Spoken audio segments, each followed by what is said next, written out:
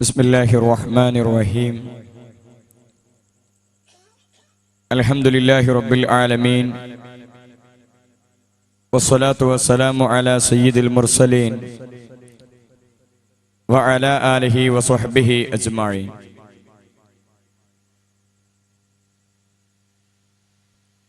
أعوذ بالله من الشيطان الرجيم. بسم الله الرحمن الرحيم. ربنا هب لنا من أزواجنا وذرياتنا قرة أعين واجعلنا للمتقين إماما. ആദരണീയരായ പണ്ഡിതന്മാർ, ഈ മഹല്ലിന്റെ കാരണവന്മാർ, ഈ നാട്ടിലെ നല്ലവരായ സഹോദരി സഹോദരന്മാർ, എന്റെ ശബ്ദം ശ്രവിക്കുന്ന ഇതര മത വിശ്വാസികൾ, 5 ദിവസം നീണ്ടു നിൽക്കുന്ന മതപ്രഭാഷണ പരമ്പരയുടെ ഒന്നാമത്തെ ദിവസമായ ഇന്ന്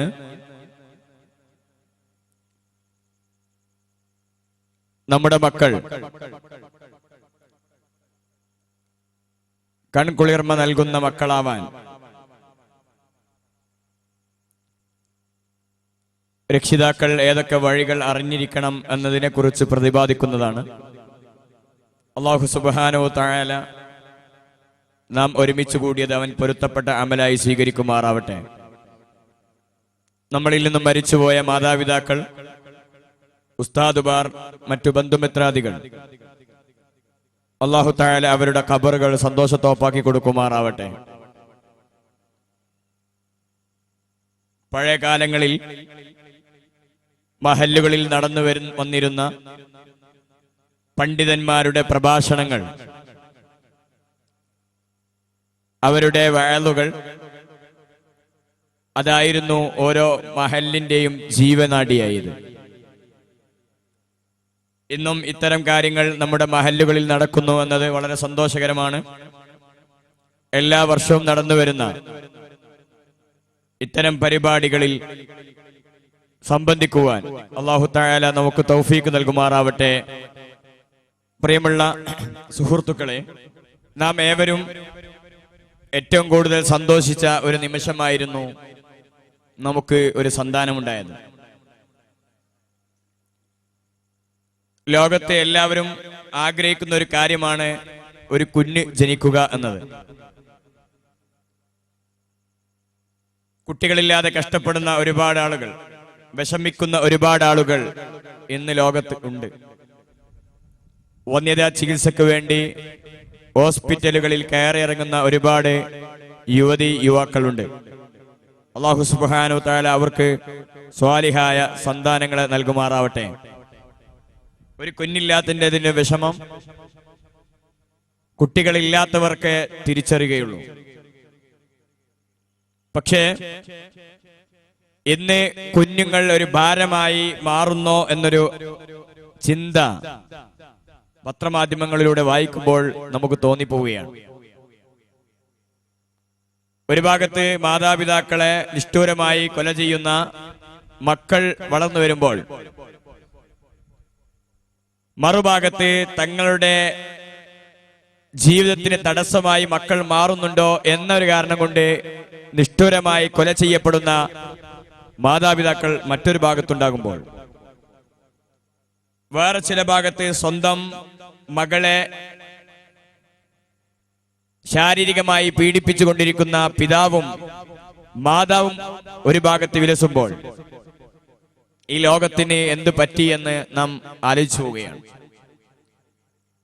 ഒരു 2-3 ദിവസം മുമ്പ് തിരുവനന്തപുരം ആറ്റിങ്ങലിൽ നടന്ന ഒരു കൊലപാതകം നിങ്ങൾ വായിച്ചിട്ടുണ്ടാവാം.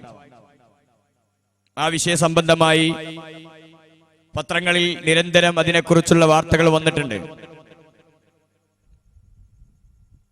ഭാര്യയ്ക്ക് തന്റെ ഓഫീസിൽ ജോലി ചെയ്യുന്ന ഒരു കാമുകനുമായി ബന്ധമുണ്ടായതിന്റെ പേരിൽ ആ ബന്ധം തുടർന്നു പോവാൻ തടസ്സമായി നിൽക്കുന്നത് 3 പേരായിരുന്നു.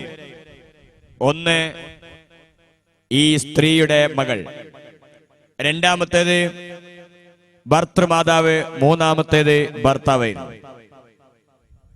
അതിനുവേണ്ടി എല്ലാ വഴികളും ഒരുക്കി കൊടുത്തത് ഈ സ്ത്രീയായിരുന്നു. അക്കാരണം കൊണ്ട് ജീവിതം പൊലിഞ്ഞത് ഭർത്തൃമാതാവും ഒരു മകളുമായിരുന്നു. ഒരു ഭാഗത്തെ ആ ഒരു ചിന്തയിലൂടെ പോകുമ്പോൾ ഈ അടുത്ത് മുമ്പും ഒരു മാസം മുമ്പ് മറ്റൊരു വാർത്ത നമ്മൾ കേട്ടത്, രണ്ടു മക്കളെ മദ്രസയിലേക്ക് കൊണ്ടുപോക വഴിയെ കിണറ്റിലേക്ക് തള്ളിയിട്ട ഒരു മാതാവിന്റെ വാർത്തയായിരുന്നു.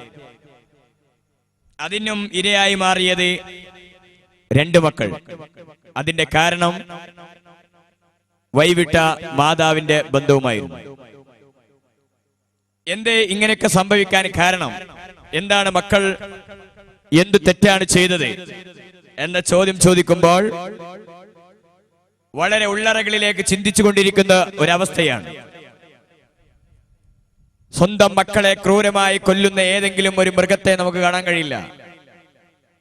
മക്കളെ നിഷ്ഠുരമായി വധിക്കുന്ന ഏക ജീവി ഏതാണെന്ന ചോദ്യത്തിന് മൃഗങ്ങൾ പോലും ആൻസർ ചെയ്തുക മനുഷ്യനെന്നായിരുന്നു. ഇത്തരം സാഹചര്യത്തിൽ നമ്മുടെ ഈ മഹല്ലുകളിൽ നിന്ന് ഒരിക്കലും ഇത്തരം നിഷ്ഠൂരമായ അല്ലെങ്കിൽ ക്രൂരമായ ദാരുണമായ ഒരു സംഭവം ഇല്ലാതിരിക്കാൻ വീണ്ടും നാം ഉണരേണ്ട സമയമുണ്ട്.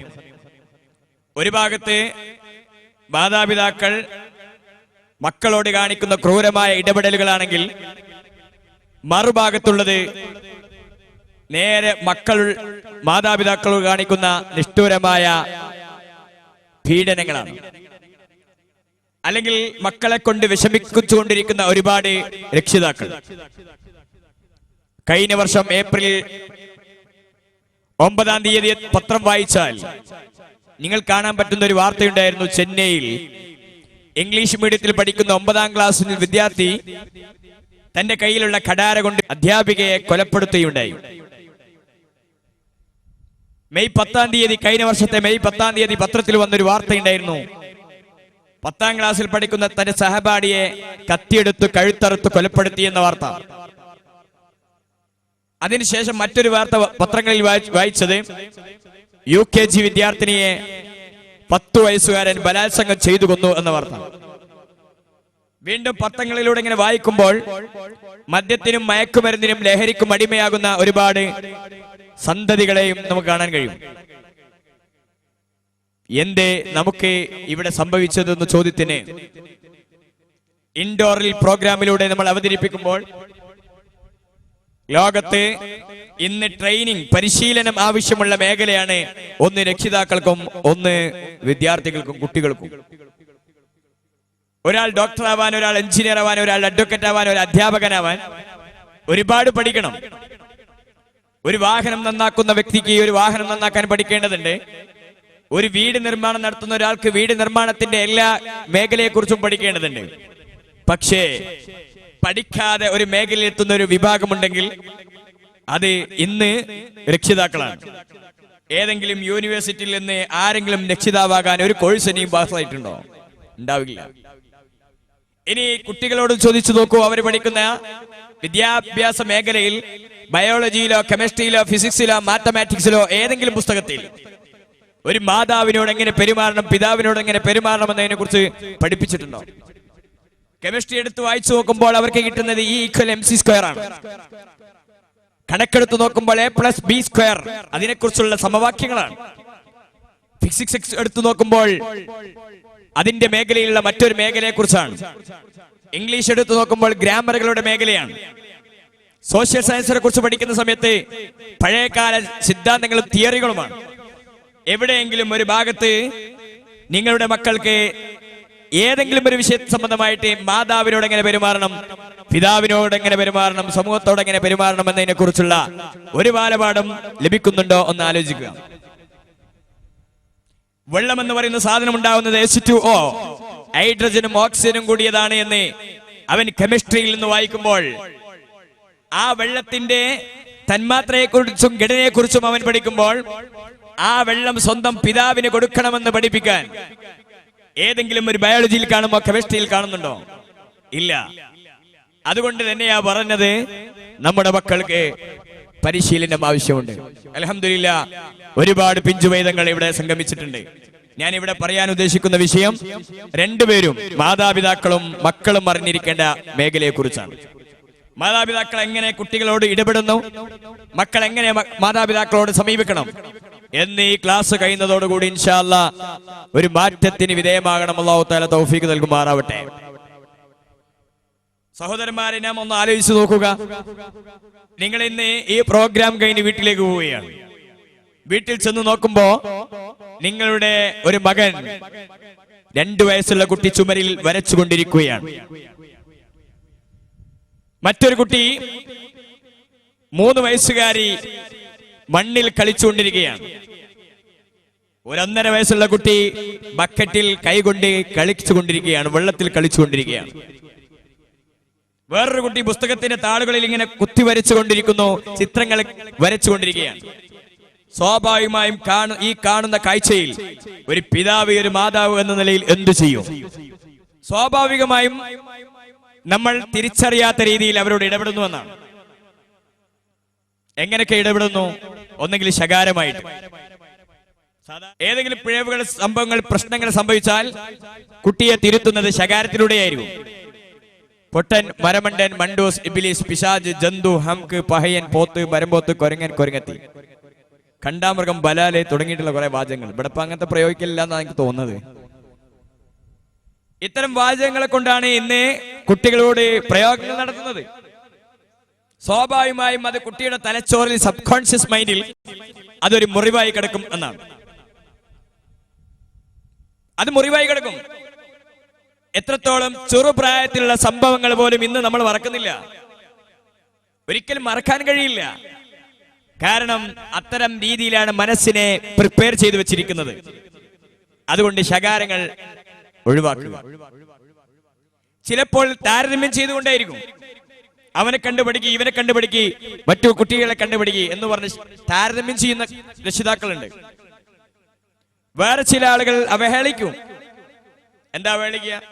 എടാ, പഠിക്കുന്നേക്കാൾ നല്ലത് ഏതെങ്കിലും ഓട്ടോറിക്ഷ ഡ്രൈവർ ആവുന്നതാ, അല്ലെങ്കിൽ ആക്രി കച്ചവടത്തിന് പോകുന്നതാ, മീൻ കച്ചവടത്തിന് പോയിക്കോ, ഹോട്ടൽ കച്ചവടത്തിന് പോയിക്കോ എന്ന് പറയും. അല്ലെങ്കിലോ സ്വാഭാവികമായും ചെയ്യുന്നത് കുട്ടികളെ ശിക്ഷിക്കുകയാണ്. അത് തന്നെ ചെറുപ്രായത്തിൽ, കൊച്ചുപ്രായത്തിൽ തന്നെ അവരെ ശിക്ഷിക്കുന്നു. എന്റെ രക്ഷിതാക്കളെ എന്നോട് വെറുപ്പ് കരുതാൻ പാടില്ല. എന്റെ അന്വേഷണത്തിൽ സർവേയിൽ ലഭിച്ച ഒരു വിവരം നിങ്ങളോട് ഞാൻ പറയാം. 2 വയസ്സിന്റെ മുമ്പ് കുട്ടികളെ ശിക്ഷിക്കാത്ത രക്ഷിതാക്കൾ വളരെ കുറവാണ് എന്നാണ്. 95% രക്ഷിതാക്കളും 2 വയസ്സിന് മുമ്പ് കുട്ടികളെ ശിക്ഷിച്ചവരാണ്. 2 വയസ്സിന് മുമ്പേ നിസ്സാരമായ കാര്യത്തിന് അതിനുശേഷം പറയണ്ട. ഹബീബ് റസൂലുള്ളാഹി സ്വല്ലല്ലാഹു അലൈഹി വസല്ലം തങ്ങൾ പഠിപ്പിച്ചത് 7 വയസ്സുകൊണ്ട് നിസ്കാരം കൊണ്ട് കൽപ്പിക്കാൻ, 10 വയസ്സായാൽ നിസ്കരിക്കാത്തതിന്റെ പേരിൽ ശിക്ഷിക്കുവാനാണ്. എന്നാൽ വെള്ളത്തിൽ കളിച്ചതിന്റെ പേരിൽ, മണ്ണിൽ കളിച്ചതിന്റെ പേരിൽ, മാർക്ക് കുറഞ്ഞതിന്റെ പേരിൽ, ഡ്രസ്സിൽ അഴുക്കായതിന്റെ പേരിൽ, കളിക്കോപ്പ് പൊട്ടിയതിന്റെ പേരിൽ, തന്റെ ബെഡ്റൂമിൽ 1.5 വയസ്സുകാരി മൂത്രമൊഴിച്ചതിന്റെ പേരിൽ, എത്ര ചെറിയ നിസ്സാര കേസുകൾക്ക് ആകെ സ്വീകരിക്കുന്നത് ഒന്നെങ്കിൽ ആ വികൃതമായ മുഖത്തോടുകൂടിയുള്ള പെരുമാറ്റം, അല്ലെങ്കിൽ ശിക്ഷ. ഞാൻ ചെറിയൊരു വാർത്ത നിങ്ങളെ കേൾപ്പിക്കാൻ പോവാണ്. അത് ഞാൻ പറഞ്ഞത് ശരിയാണോ തെറ്റാണോ എന്നറിയാൻ വേണ്ടി. എഫ്ഐആറിന് പോകുന്നത് ക്രൂരതയുടെ 2ാമത്തെ വാർത്തയിലേക്കാണ്. കൊല്ലം കുളത്തൂപ്പുഴയിൽ 6 വയസ്സുകാരനെ അമ്മ ചട്ടുകം പഴിപ്പിച്ച് പൊള്ളിച്ചു. ഗുരുതരമായി പരിക്കേറ്റ കുട്ടി കുളത്തൂപ്പുഴയിലെ സർക്കാർ ആശുപത്രിയിൽ ചികിത്സയിലാണ്. കുളത്തൂപ്പുഴ 50 ഏക്കർ സ്വദേശി നീതു ആണ് 6 വയസ്സുകാരനായ മകനെ ചട്ടുകം ചൂടാക്കി പൊള്ളിച്ചത്. തന്റെ അനുവാദമില്ലാതെ മിഠായി വാങ്ങാൻ 10 രൂപ എടുത്തതിനാണ് മകന് അമ്മയുടെ ഈ പ്രാകൃത ശിക്ഷ. കുഞ്ഞിന്റെ ഇടതുകാലിലെ തൊലി അടർന്നുപോയ നിലയിലാണ്. നീതുവും ഭർത്താവ് രതീഷും തമ്മിൽ അസ്വാരസ്യങ്ങളുണ്ട്. സംഭവ സമയം രതീഷ് വീട്ടിലുണ്ടായിരുന്നില്ല. കുട്ടി അസ്വസ്ഥത പ്രകടിപ്പിച്ചതിനെ തുടർന്ന് മുത്തശ്ശിയാണ് രതീഷിനെ വിവരം അറിയിച്ചത്. തുടർന്ന് ഇരുവരും ചേർന്ന് കുട്ടിയെ കുളത്തൂപ്പുഴ പ്രാഥമികാരോഗ്യ കേന്ദ്രത്തിൽ എത്തിച്ചു. രതീഷിന്റെ പരാതിയെ തുടർന്ന് നീതുവിനെ പോലീസ് കസ്റ്റഡിയിലെടുത്തു. ബാലപീഡനത്തിന് നീതുവിനെതിരെ കേസെടുക്കുമെന്ന് പോലീസ് അറിയിച്ചു. ഒരു മിഠായി ന്യൂസ് കൊല്ലം. ഇനി അത് ശിക്ഷിക്കുന്ന രീതി അത് കാണണ്ടേ മക്കൾക്ക് ആവേശം. ഇത് വിചാരിച്ചിട്ട് ഞാനീ പറയുന്ന വിഷയമൊക്കെ നിങ്ങൾക്ക് വളരല്ലട്ടാ. നിങ്ങൾ മാതാപിതാക്കളോട് കാണിക്കേണ്ട രീതി ക്രൂരമാകുമ്പോ അടി കിട്ടും. അത് ഞാൻ വേറെ പറഞ്ഞു കൊടുക്കും. അതുകൊണ്ട് ഇതൊന്നും എന്തല്ല നാളെ ഡോക്ടർ വയത് പറഞ്ഞില്ലേ അടിക്കാൻ പാടില്ല എന്ന്. അതൊന്നും അല്ല. അടിക്കേണ്ട സമയത്ത് അടിക്കേണ്ട രീതിയിൽ അടിക്കും. കുഴപ്പമൊന്നുമില്ലല്ലോ. അതാ പിന്നെ കുഴപ്പമില്ല.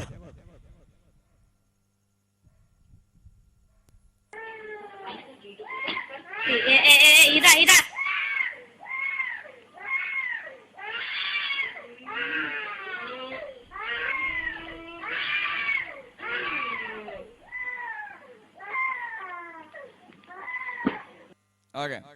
ഒരുപാട് എപ്പിസോഡിൽ നിന്നും ചെറിയ സാമ്പിൾ മാത്രം. ഒരുപാട് വാർത്തകൾ നിങ്ങൾ നിത്യം വായിക്കുന്നതാണ്. പക്ഷെ വായനയിൽ ഇത് കാണൂലല്ലോ. ഈ അടിക്കുന്ന രംഗവും മറ്റും വായനയിൽ കാണൂലല്ലോ. ഇതാണ് കാണുന്നത്. ഇനി ഞാൻ ചോദിക്കട്ടെ, ഈ കുട്ടി വളർന്നു വലുതാകുമ്പോൾ ഈ മാതാവിനോട് സ്നേഹമാണോ ഉണ്ടാവുക, വെറുപ്പാണോ ഉണ്ടാവുക? വെറുപ്പുണ്ടാവും. സ്വാഭാവികമായും മാനസികമായ മുറിവേറ്റുകൊണ്ട് വളരുന്ന കുട്ടികൾ പഠിച്ചു വെച്ചോടി. ഈ പുതുതലമുറയിൽ വിവാഹം കഴിക്കുമ്പോഴും വിവാഹം കഴിച്ചതിന് ശേഷവും ഒരു കുഞ്ഞ് നന്നായി തീർന്ന് കൺകുളിർമയാവണമെന്ന് ആഗ്രഹമുണ്ടെങ്കിൽ സ്വാഭാവികമായും എങ്ങനെ മക്കളെ വളർത്തിക്കൊണ്ടുവരണമെന്ന് പഠിക്കണം. ഹബീബ് മുഹമ്മദ് മുസ്തഫ സല്ലല്ലാഹു അലൈഹി വസല്ലം തങ്ങൾ പറഞ്ഞു, കുല്ലു മൗലൂദി യൂലദു അലൽ ഫിത്ര.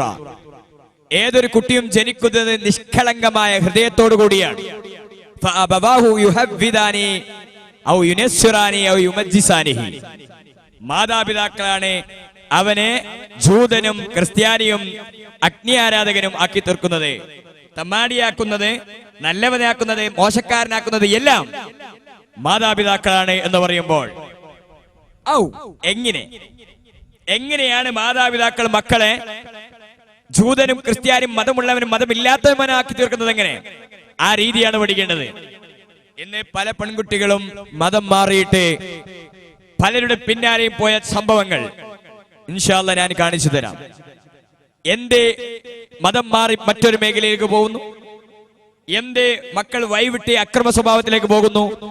നിങ്ങൾ ഇന്ന് വരെ കേട്ടിട്ടുണ്ടോ അപ്പുറത്തെ നഫീസ പ്രസവിച്ചു ഒരു കള്ളനെ? കേട്ടുകണോ? ഇവിടെ അടുത്ത എവിടെയെങ്കിലും ഉണ്ടായിട്ടുണ്ടോ? ലോകത്ത് ചരിത്രത്തിൽ എവിടെയും കണ്ടിട്ടുണ്ടോ ഒരു കള്ളനെ പ്രസവിച്ചത്? കണ്ടിട്ടുണ്ടോ? ഇല്ല. ഒരു കൊള്ളക്കാരനെ പ്രസവിച്ചതോ അല്ലെങ്കിൽ ഒരു കള്ളുകുടിയനെ പ്രസവിച്ചതായിട്ടോ ചരിത്രത്തിൽ കാണില്ല. കാരണം ഉമ്മയുടെ വയറ്റിൽ നിന്നും പുറത്തേക്ക് ഇറങ്ങുമ്പോൾ നിഷ്കളങ്കമായ ഹൃദയമാണ്. ഒരു വൈറ്റ് പേപ്പർ എടുത്താൽ ആ പേപ്പർ മാതിരി പ്യുവറാണോ, വെളുപ്പുണ്ടോ, ആ രീതിയിൽ വളരെ മനോഹരമാണ്. പിന്നെ ആ പേപ്പർ എങ്ങനെയാണ് മഷി പുരണ്ട് കറുത്തി ഇരുണ്ടു പോകുന്നത് എങ്ങനെയാണ് ചോദിച്ചാൽ അതിന്റെ വഴി തെളിയിച്ചത് മാതാപിതാക്കളാണ്. അതുകൊണ്ട് തന്നെ കുട്ടികളെ വളർത്തുന്ന വിഷയത്തിൽ രക്ഷിതാക്കളെ വളരെ ശ്രദ്ധിക്കണം. കുട്ടികൾ നിങ്ങൾ വളർന്നു വരുന്ന സമയത്ത് ഏറ്റവും നല്ല രീതിയിലേക്ക് വളരാനും ശ്രദ്ധിക്കണം. അപ്പോഴേ മാനസികമായ സന്തോഷമുള്ള ഒരു ജീവിതം നമുക്കുണ്ടാവൂ. അല്ലാഹു തആല തൗഫീഖ് നൽകുമാറാവട്ടെ. നിങ്ങൾക്കറിയുമോ, റിപ്പർ ചന്ദ്രൻ എന്ന് പറയുന്ന ഒരാളുടെ പണ്ട് പത്രത്തിൽ നിങ്ങൾ സ്ഥിരമായിട്ട് കാണാം അല്ലേ? റിപ്പർ ചന്ദ്രൻ എന്താ സ്വഭാവം? ഒരാളെ കിടന്നുറങ്ങുകയാണെങ്കിൽ വലിയ മേട്ടി എടുത്തിട്ട് തലക്ക് മേടുക, കൊല്ലുക. ഒരു സുഖ. നമ്മൾ കൊതുകിനെ കൊല്ലുന്ന മാതിരി. കൊതുകിനെ കൊല്ലാൻ നല്ല രസമല്ലേ? ഇല്ലേ? ഒരടിച്ചിട്ട് ഇങ്ങനെ ഒരു പരപ്പാക്കിട്ട് ഒരൊറ്റ വിടലുണ്ട്.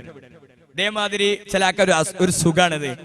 ആളുകളെ ഇങ്ങനെ വേദനിപ്പിച്ചുകൊണ്ടിരിക്കുകയെന്നുള്ളത്, എടങ്ങേറാക്കുക.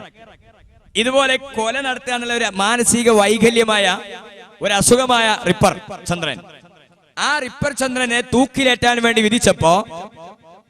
കോടതി വിധിച്ചപ്പോ റിപ്പർ ചന്ദ്രനോട് ചോദിച്ചു, മോനെ അവസാനത്തെ ആഗ്രഹം എന്താണ്? അയാൾ പറഞ്ഞു, എനിക്ക് എന്റെ മാതാവിനെ കാണണം, എനിക്കെന്റെ മാതാവിനെ കാണണം. ഉടനെ മാതാവിനെ വിളിച്ചു. കോടതിക്ക് ഭയങ്കര സന്തോഷമായി. ഒരു കുട്ടി മരിക്കുന്ന സമയത്ത് അവസാനത്തെ ആഗ്രഹം മാതാവിനെ കാണുക എന്ന് പറയുമ്പോ ഭയങ്കര സംഭവം തന്നെയല്ലേ? കൊണ്ടുവന്നു. ഇവൻ എന്ത് ചെയ്തു? ഇവൻ നേരെ ചെന്നിട്ട് ആ മാതാവിന്റെ ചെവി കടിച്ച് പെറിച്ച് രക്തം ഒലിപ്പിച്ചിട്ട് ആ റിപ്പർ ചന്ദ്രൻ പറഞ്ഞു, ഈ മാതാവാണ് എന്നെ ഇക്കോലത്തിലാക്കിയത്. കാരണം ഞാൻ ചെറിയ ചെറിയ കൊലപാതകം മോഷണം നടത്തുമ്പോൾ അരുതെന്ന് പറയാൻ എന്റെ മാതാവ് ശ്രദ്ധിച്ചിട്ടില്ല. ഞാൻ ഏതെങ്കിലും ചെറിയ കാര്യങ്ങൾ ചെയ്യുമ്പോൾ തെറ്റ് കാണുമ്പോൾ അത് നിഷേധിക്കാനും അതിനെ നിരൂപിച്ചുകൊണ്ട് നന്മ കാണിച്ചു തരാനും എന്നെ വഴികാട്ടിയിട്ടില്ല. അതിന് ഈ സ്ത്രീയാണ് എന്നെ ഈ വഴിയിലേക്ക് തിരിച്ചതെന്ന് പറയുമ്പോൾ മനസ്സിലാക്കുക, മാതാവ് അവിടെ ഒരു വില്ലനായി മാറുകയാണ്. എന്നാൽ മറ്റൊരു ഭാഗത്ത് നോക്കാം, ലോകത്തെ 60 ലക്ഷത്തോളം ജൂതന്മാരെ കൊന്നൊടുക്കിയ അഡോൾഫ് ഹിറ്റ്ലർ 60 ലക്ഷം ജൂതന്മാരെയാ കൊന്നൊടുക്കിയത്. എന്ത് 60 ലക്ഷം ജൂതന്മാരെ കൊന്നൊടുക്കാൻ അഡോൾഫ് ഹിറ്റ്ലറെ പ്രേരിപ്പിച്ച ഘടകം എന്താണ്? തന്റെ കഴിവാകുന്ന ചിത്രരചന കഴിവ് കണ്ടെത്താതെ താൻ ആരായിരുന്നോ, ഉദ്യോഗസ്ഥനായിരുന്നോ, ആ മേഖലയിൽ മകൻ വരണമെന്ന് നിർബന്ധിച്ചപ്പോ ഇവൻ പറഞ്ഞു ഞാനില്ല. അങ്ങനെ പലപ്പോഴും ശാരീരികമായി പീഡിപ്പിച്ചു, കയറുകൊണ്ട് കെട്ടി മാരകമായി അടിച്ചു. കെഞ്ചിയിട്ട് പോലും ഒരു ദയം കാണിക്കാതിരുന്നപ്പോ തന്റെ 15-ാമത്തെ വയസ്സിൽ ആ പിതാവ് മരിച്ചു. മെയിൻ കാഫ് എന്ന് പറയുന്ന ആത്മകഥയിൽ ഹിറ്റ്ലർ എഴുതുന്നത് അതാണ്. ആ പിതാവ് മരിച്ചപ്പോൾ ആ പിതാവിനോടുള്ള ക്രൂരത അല്ലെങ്കിൽ വൈരാഗ്യം, ദേഷ്യം ഞാൻ തീർത്തത് എങ്ങനെയാണെന്ന് അറിയുമോ? പിതാവ് ജനിച്ചു വളർന്ന ഒരു വർഗം അത് ജൂതവംശമായിരുന്നു. ആ ജൂതവംശത്തെ ഉന്മൂലനം ചെയ്യുന്നതായിരുന്നു എന്റെ സുഖം ഞാൻ കണ്ടെത്തിയത്. അങ്ങനെയാണ് 60 ലക്ഷത്തോളം ജൂതന്മാരെ കൊന്നൊടുക്കിയത്. ഒന്ന് ആലോചിച്ച് നോക്കുക, അവിടെ പിതാവാണ് വില്ലൻ. എന്നാൽ അതേ സ്ഥാനത്ത് നേർവഴിയിലേക്ക് തിരിച്ചുവിടാനും മാതാവിനും പിതാവിനും കഴിയും. നിങ്ങൾക്കറിയുമോ ഷെയ്ഖ് മുഹീദ്ദീൻ അബ്ദുൽ ഖാദിർ ജീലാനി? മക്കൾക്കറിയോ ആരാണ് മുഹീദ്ദീൻ ഷെയ്ഖ്? ആരാണ്? ഇപ്പൊ മക്കളോട് മുഹീദ്ദീൻ ഷെയ്ഖിനെ പരിചയമല്ല? ആരാണ് മുഹീദ്ദീൻ ഷെയ്ഖിന്റെ പിതാവിന്റെ പേരെന്താ? മമ്മൂട്ടിനെ അറിയാമോ? മമ്മൂട്ടിന്റെ മോന്റെ പേരെന്താ? ദുൽഖുഫർ. ഞാൻ വരാൻ പോകുന്നേ ഉള്ളൂ, കുഴപ്പമില്ല. ആ ഷെയ്ഖ് മുഹീദ്ദീൻ അബ്ദുൽ ഖാദിർ ജീലാനി എന്നവർ പഠനത്തിന് പോകുമ്പോൾ മാതാവ് പറഞ്ഞൊരു വാചകമുണ്ട്, മോനെ സത്യം പറയണം, കളവ് പറയാൻ പാടില്ല, സത്യം പറയണം എന്ന് പറഞ്ഞു. അങ്ങനെ പോകുന്ന സമയത്ത് സ്വർണ്ണ നാണയം തന്റെ കുപ്പായത്തിൽ തുന്നിച്ചേർക്കുകയും പോക വഴി കൊള്ളക്കാർ പിടിച്ചു പറ്റാൻ നോക്കിയപ്പോൾ അവനോട് ചോദിച്ചു, നിന്റെ കയ്യിൽ എന്തോണ്ടോ? അവൻ പറഞ്ഞു, എന്റെ കയ്യിൽ സ്വർണ്ണ നാണയം ഉണ്ടെന്ന്. അവർക്ക് അത്ഭുതമായി. ഒരു കാശുണ്ടെങ്കിൽ ഇല്ലാന്നല്ല പറയാ, ഒളിപ്പിച്ചു വെക്കല്ലേ. വീണ്ടും ചോദിച്ചു, ഉണ്ടോ? അങ്ങനെ കൊള്ള തലവനോട് പറയുന്നു, ഇവതാ ഒരു കുട്ടി പറയുന്നുണ്ട് അവന്റെ കയ്യിൽ സ്വർണ്ണ നാണയുണ്ട്. അങ്ങനെ പരിശോധിച്ചപ്പോ ഉണ്ട്. ഇത് അവരെ അത്ഭുതപ്പെടുത്തി. അവസാനം അവർ മാനസാന്തരമുണ്ടായി എന്നാണ്. ഒരു ചെറിയൊരു കുട്ടിയെ കൊണ്ട് ഒരു കൊള്ളക്കാരെ പോലും മാറ്റിക്കാൻ പ്രേരിപ്പിച്ച ഘടകം അത് മാതാവ് സത്യസന്ധത കാണിച്ചു, സത്യം പറയണമെന്ന നിർദ്ദേശമായിരുന്നു. മറ്റൊരു ഭാഗത്ത് മാതാവിലൂടെ കുഞ്ഞുങ്ങൾ ലോകത്ത് പ്രതിഭയാവാം, ഫേമസ് ആവാം എന്നതിന് ഒരുപാട് ഉദാഹരണങ്ങളുണ്ട്. അതിൽപ്പെട്ട മറ്റൊരു ഉദാഹരണമാണ് ഒരു മാതാവ് തന്റെ പിഞ്ചു കുട്ടിയെയും പെൺകുട്ടിയെയും അതിന് നേരെ മൂത്ത 10 വയസ്സുള്ള കുട്ടിയെയും വീട്ടിലാക്കി പോയ സമയത്ത് വീട്ടിലുണ്ടായിരുന്ന ഒരു മഷുക്കുപ്പി അറിയാതെ പിഞ്ചു ബാലിക തട്ടി നിലത്തു വീണു, ആകെ മഷിയായി. 10 വയസ്സുകാരൻ എന്ത് ചെയ്തു? തന്റെ കയ്യിലുണ്ടായിരുന്ന ഒരു ബ്രഷ് എടുത്തുകൊണ്ട് ആ പിഞ്ചു പെൺകുട്ടിയാകുന്ന സാലി എന്നവളുടെ ചിത്രം ആ മഷി കൊണ്ട് മനോഹരമായി വരച്ചു വെച്ചു. വീട്ടിലേക്ക് മാതാവ് ജോലിക്ക് കഴിഞ്ഞ് വന്നു നോക്കുമ്പോ ഇതാ കാണുന്നത്. ഒന്ന് ആലോചിച്ച് നോക്കുക, നിങ്ങളാണ് ഇത് കാണുന്നതെങ്കിലോ?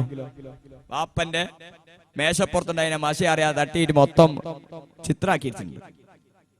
ഉമ്മ അടുക്കളയിൽ നല്ല ഫുഡ് ഉണ്ടാക്കി കല അറിയാതെ തട്ടിയിട്ട് മകള് തട്ടിയിട്ട് പൊട്ടിച്ചിട്ടുണ്ട്. എന്തായിരിക്കും ഉണ്ടാകുക? അന്ന് 3-4 ലോക മഹായുദ്ധം ഉണ്ടാവും അല്ലേ? ഈ മാതാവ് ചെന്നിട്ട് എന്ത് ചെയ്തു എന്നറിയുമോ? നേരെ ആ കുട്ടിയെ 10 വയസ്സുകാരനെ ഒന്നും ശകാരിക്കാതെ ചെന്ന് നോക്കുമ്പോൾ മനോഹരമായ ചിത്ര കാണുന്നത്. മാതാവ് ആ 10 വയസ്സുകാരന്റെ നെറ്റിയിൽ ഒരു ചുംബനം കൊടുത്തിട്ട് പറഞ്ഞു, മോനെ വളരെ നന്നായിട്ടുണ്ട്, ചിത്രം വളരെ ഉഷാറായിട്ടുണ്ട്. ഈ കുട്ടി ഭാവിയിൽ വലിയൊരു പ്രതിഭയായ ഒരു ചിത്രകാരനായി. ആ സമയത്ത് ഈ കുട്ടി പറഞ്ഞൊരു വാചകമുണ്ട്, എന്റെ മാതാവിന്റെ ചുംബനമാണ് എന്നെ ചിത്രകാരനാക്കിയത് എന്നാണ്. എങ്കിൽ ഹബീബ് മുഹമ്മദ് മുസ്തഫ സല്ലല്ലാഹു അലൈഹി വസല്ലം തങ്ങൾ പറയുന്നു, കുല്ലു മൗലൂദി യൂലദു അലൽ ഫിത്ര. ഏതൊരു കുട്ടിയും ജനിക്കുന്നത് നിഷ്കളങ്കമായ ഹൃദയത്തോടു കൂടിയാണ്. അവന്റെ മനസ്സിനെ നിങ്ങൾക്ക് ഏത് മേഖലയിലേക്കും പരിവർത്തിപ്പെടുത്താൻ കഴിയും.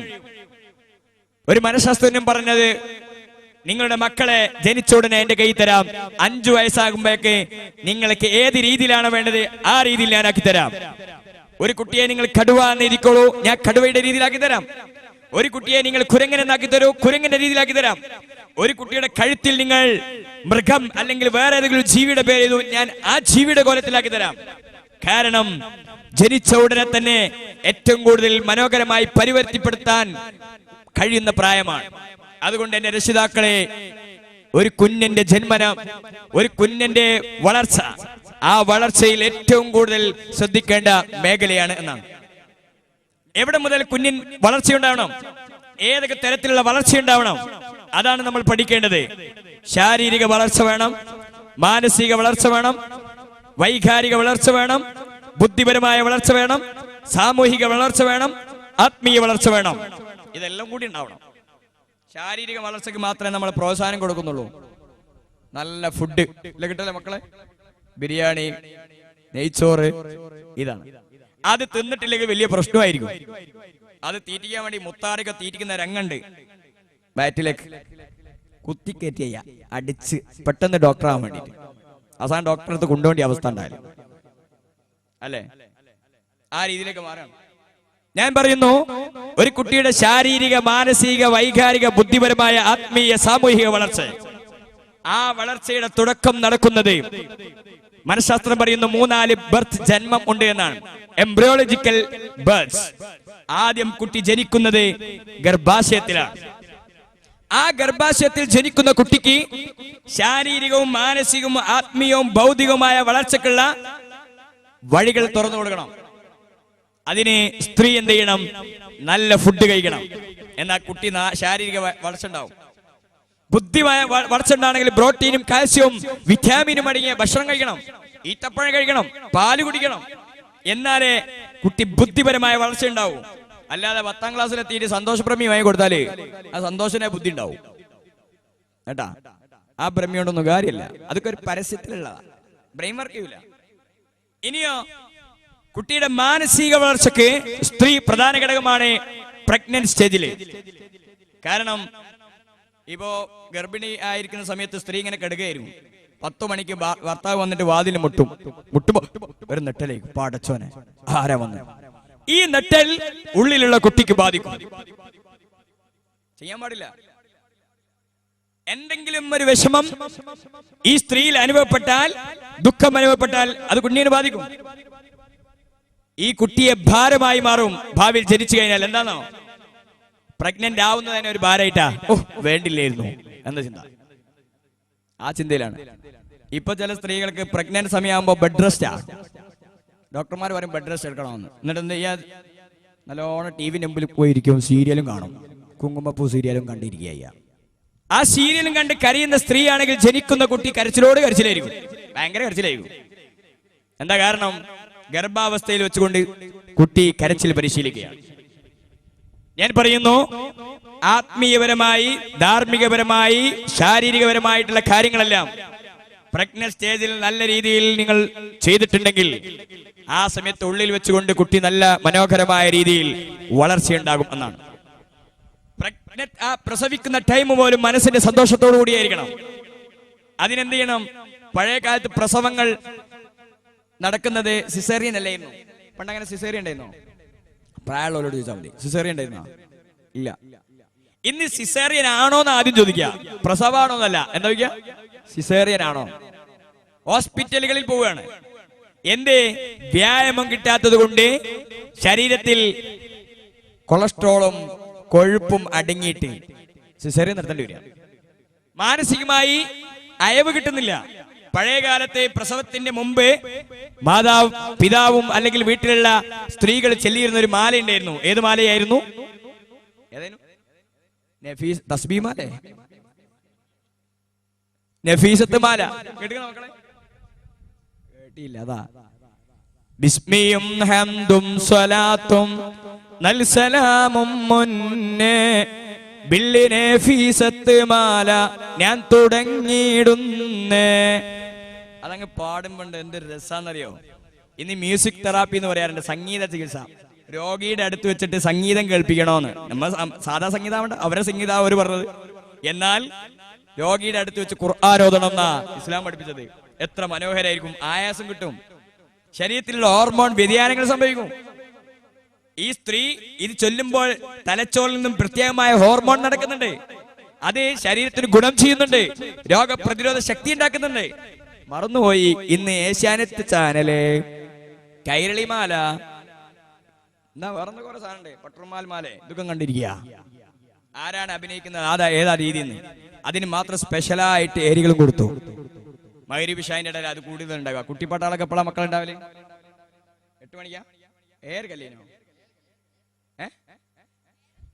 7 മുതൽ 8 മണി വരെ അല്ലേ? അതന്നെ, കറക്റ്റ് ടൈമാണ്. ആ സമയത്താണ് എന്ത് ചെയ്യേണ്ടത്, ഇത് കാണേണ്ടത്. കുട്ടിപ്പട്ടാളം, എന്നാലേ മക്കൾ നന്നായി തീരും.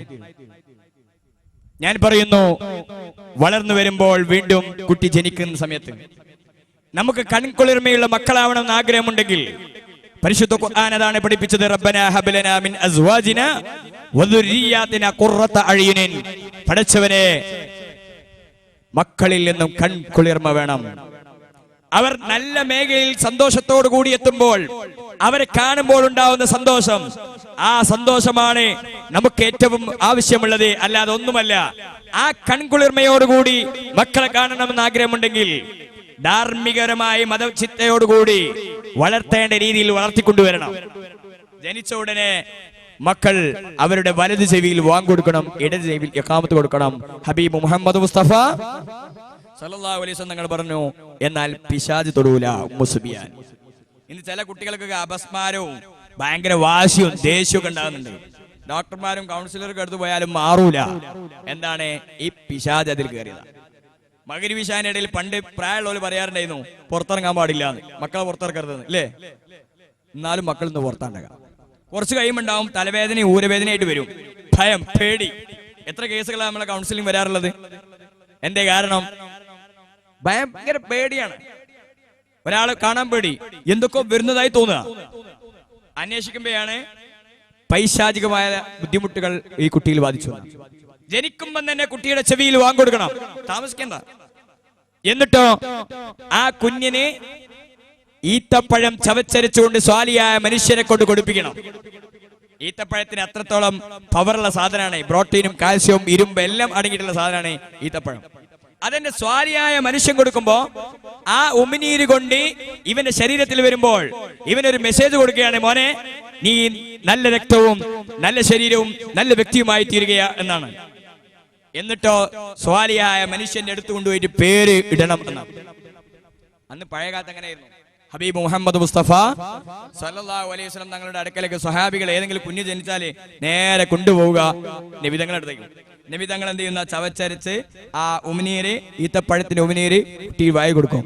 എന്നിട്ട് പറയും, ഈ കുഞ്ഞിന് ഇബ്രാഹിം എന്ന് പേരിടുക, ഈ കുട്ടിക്ക് ഹസൻ എന്ന് പേരിടുക, ഈ കുട്ടിക്ക് ഇന്ന പേരിടുക എന്ന് പറഞ്ഞു കൊടുക്കുക. അല്ലാഹു തആല ബർക്കത്ത് ചെയ്യട്ടെ എന്നും പ്രാർത്ഥിക്കും. നോക്കുമ്പോ ആ ബർക്കത്ത് അവർ കാണും. ഇന്ന് അതൊന്നുമില്ല. ഇന്ന് സ്വാലിഹ്യങ്ങൾ കൊടുക്കുന്നില്ല. പേരാണെങ്കിലോ വളരെ മോശം പേര്. മക്കൾക്ക് പേര് മനഃശാസ്ത്രം പറയുന്നു, അൻകമ എന്ന് പറയുന്ന സൈക്കോളജിസ്റ്റ് പറയുന്നത് പേര് ഒരു കുട്ടിയിൽ സ്വാധീനം ചെലുത്തുമെന്നാണ്.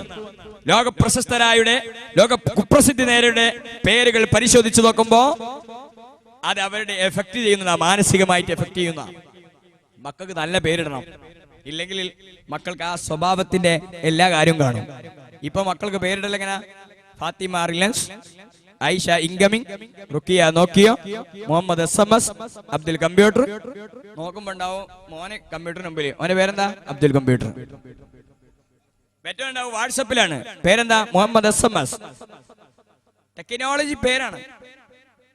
നിങ്ങള് ഒരു 7-ാം ദിവസം പേരിടുന്ന ആരെങ്കിലും കണ്ടിട്ടുണ്ടോ?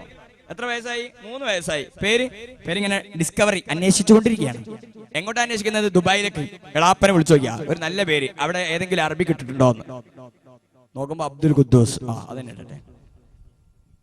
ചില കുട്ടികൾക്ക് പേര്, ഞാനിത് വെറുതെ പറയല്ല, സ്വാധീനം ചെലുത്തും. ഒരു സ്വഹാബിയുടെ പിതാവിന്റെ പേര് ഹസീൻ എന്നായിരുന്നു. ആ പിതാമഹൻ, ആ സ്വഹാബി പറയുന്ന എന്റെ പിതാമഹൻ നബിയുടെ അടുക്ക് ചെന്നു. നബി ചോദിച്ചു പേരെന്താണ് എന്ന്. അവൻ പറഞ്ഞു ഹസീൻ. ഹസീൻ എന്ന് പറഞ്ഞാൽ ദുഃഖം എന്നാ. പേര് മാറ്റണം പറഞ്ഞു. പേര് മാറ്റാൻ പറഞ്ഞു. അപ്പൊ പറഞ്ഞേ എന്റെ ഉപ്പട്ട പേര് ഇങ്ങനെയാണ്, അവിടെ മാറ്റൂല. ഈ സ്വഹാബി പറയുന്നു എന്റെ ജീവിതത്തിൽ, ഞങ്ങളുടെ കുടുംബ ജീവിതത്തിൽ മൊത്തം ദുഃഖവും വ്യാധിയും ആശങ്കയും മാത്രമേ ഉണ്ടായിരുന്നു. അത് സ്വാധീനിക്കേ. നബിയും സ്വഹാബത്തും നടന്നു പോകുമ്പോ ഒരൊട്ടകത്തെ കണ്ടു. ആര് കറക്കുന്നത്? ആരും തയ്യാറാവുന്നില്ല. ഒരാൾ പറഞ്ഞു ഞാൻ കറക്കാം. മോന്റെ പേരെന്താ? മുറ, കയ്പ് എന്നാണ്. കഴിക്കണ്ട, കറക്കണ്ടെന്ന് പറഞ്ഞു. വേറെ ആരെ കറക്കാനുണ്ട്? ഒരാൾ എഴുന്നേറ്റു, ഞാൻ കറക്കാം. പേരെന്താ? മുറ, കയ്പ്. നീ അവിടെ ഇരിക്കുന്നതാണ്. വേറെ ആൾ പറഞ്ഞു ഞാൻ കറക്കാം. എന്താ പേര്? യഈസ്, സജീവൻ, ഒരു ജീവനുള്ള ഒരു ഉന്മേഷമുള്ള ആള്. കറക്കുന്ന പറഞ്ഞു. കണ്ട, അത്രത്തോളം സ്വാധീനം പേരിലുണ്ട് എന്നാണ്. ചില ആൾക്കാർ വിളിച്ചു ചോദിക്കാറുണ്ട്, സാറേ ഒരു പേര് വേണ്ടിയിരുന്നു എന്ന് പറയും. രണ്ടക്ഷരായിരിക്കണേ, തായിൽ തുടങ്ങി വേണോ? ഞാൻ പറഞ്ഞു തത്താന്ന് ഇട്ടോളി എന്ന് പറഞ്ഞു. അല്ലാതെ എന്താക്കാനാ? ഇതെല്ലാം കൂടി ഒത്തു കിട്ടണേ. അതല്ല, ചിലപ്പോ ഭർത്താവിന്റെയും ഭാര്യയുടെയും പേര് കൂട്ടിയിട്ടിടും. സുബൈർ, ജുമൈല, സുജു. ഒത്ത പേരായില്ലേ? നല്ല പേരല്ലേ അല്ലേ? ചിലപ്പോ ഉണ്ടാവും നല്ല പേര് കേൾക്കാൻ ഉഷാറായിരിക്കും. റൗസിയ, എന്താണോ കാഷ്ടം എന്ന അർത്ഥം. വേറൊന്നുമില്ല, പേരൊക്കെ നല്ല പേരാണ്, പക്ഷെ അർത്ഥം മാറിപ്പോയി. ചില വാപ്പാര് പേരിടും മകൾ സൗജത്ത്, ഭാര്യ. വാപ്പ മോളെ വിളിക്കും സൗജത്തെ, ഭാര്യ. ഞാൻ ഇത് പറയാൻ കാരണം ഇന്ന് ആധുനിക യുഗമായതുകൊണ്ട് വളരെ ശ്രദ്ധിക്കണം. പേരുകൾ ഇങ്ങനെ അന്വേഷിക്കുക. എന്നിട്ട് യൂട്യൂബിലോ അല്ലെ ഫേസ്ബുക്കിലോ ഇന്റർനെറ്റിലോ നോക്കൂ. ഇന്ന പേരടിച്ചൊക്കെ നോക്കുമ്പോ ഇല്ല, ഈ പേരില്ല. അപ്പൊ ഒരാൾ വിളിച്ചു ചോദിച്ചു, സാറേ എനിക്കൊരു പേര് വേണമെന്ന് പറഞ്ഞു. പറഞ്ഞേ ആർക്കും ഇല്ലാത്ത പേരായിരിക്കണോന്ന് പറഞ്ഞു. ഒരാൾക്കുണ്ട്, അത് പറ്റുമോ? അല്ല, ഒരാൾക്കുണ്ട്, ലോകത്തെ ഏതെങ്കിലും അല്ലേ ഒരാൾക്ക്, അത് പ്രശ്നമല്ല. ലോകത്ത് വേറെ ആർക്കും ഉണ്ടാകാൻ പാടില്ല.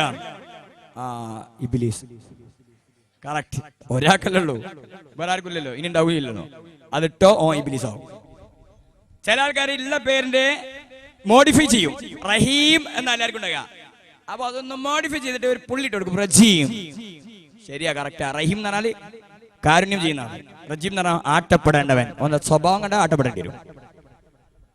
ഹബീബ് മുഹമ്മദ് റസൂലുള്ളാഹി സ്വല്ലല്ലാഹു അലൈഹി വസല്ലം പറഞ്ഞത് മക്കൾക്ക് അദബ് പഠിപ്പിക്കുക, സ്വഭാവം പഠിപ്പിക്കുക, നല്ല പേരിടുക പിതാവിന്റെ കടമയാണ്. ഉമർ ഇബ്നുൽ ഖത്താബ് റളിയല്ലാഹു അൻഹു ഒരു സംഭവത്തിൽ പറയുന്നുണ്ട്, ഒരു കുട്ടിയുടെ വിഷയവുമായി ബന്ധപ്പെട്ടിട്ട് പറയുന്നുണ്ട്, മക്കൾ നന്നാവാൻ നല്ല പേരിടണമെന്ന്. ഇട്ട പേരോ? ആ ഇട്ട പേരെന്നെ എന്താണ്? കരിവണ്ട് എന്നാണ്. ഈ രീതിയിലേക്ക് മാറാൻ പാടില്ല. നല്ല പേരിടുക, അത് കുട്ടിയുടെ ജന്മത്തിനും അവൻ ഭാവിയിൽ നന്നാവാനുമാവും.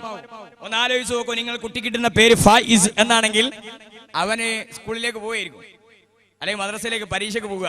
അപ്പൊ ഉപ്പ ഫൈസേ, അർത്ഥം വിജയിച്ചവനെ എന്നാണ്, ശുഭലക്ഷണാണ്. അതേ സ്ഥാനത്ത് മറ്റൊരു പേരെന്താ? ഹാസിർ. ഓൻ അങ്ങാടിക്ക് പോവാണ്, അല്ലെങ്കിൽ പരീക്ഷയ്ക്ക് പോവുകയാണ്, പേരിടുന്നതോ ഹാസിർ, വിളിക്കുന്നത് ഹാസിർ. അതിന്റെ അർത്ഥം എന്താ?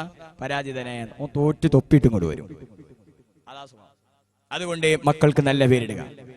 വളർന്നു വരുമ്പോൾ ഇസ്ലാം പഠിപ്പിച്ചു, മാതാവിന്റെ കടമയാണ്, മാതാപിതാക്കളുടെ കടമയാണ് മക്കൾക്ക് മുലപ്പാൽ കൊടുക്കുക. മുലപ്പാൽ കൊടുക്കണം 2 വർഷം. ആരോഗ്യശാസ്ത്രവും മനഃശാസ്ത്രം പറയുന്നു മുലപ്പാൽ കൊടുക്കണമെന്ന്. ഇന്ന് ചില സ്ത്രീകൾക്ക് വലിയ ബുദ്ധിമുട്ടാ. ഒരു ദിവസം ഒരു ഹോസ്പിറ്റലിന് മുന്നിലൂടെ പോകുമ്പോ 2 പിഞ്ചു പൈതങ്ങൾ കരിയാണ്. അന്വേഷിച്ചപ്പോഴാ പറയുന്നത് നവജാത ശിശുവാണ്, ഇപ്പൊ അടുത്ത് പ്രസവിച്ചിട്ടുള്ളൂ, മാതാവ് മുലപ്പാൽ കൊടുക്കുന്നില്ല. എന്താ? സൗന്ദര്യം പോയി പോവല്ലേ. ഇന്ന് അതിന് പകരം കുപ്പിപ്പാല് കൊടുത്തിട്ട് മക്കളെ വളർത്തിയാണ്. ഒന്ന് നോക്കൂ എങ്ങനെയാണ് ഇന്ന് കുപ്പിപ്പാല് കൊടുക്കുന്നത്.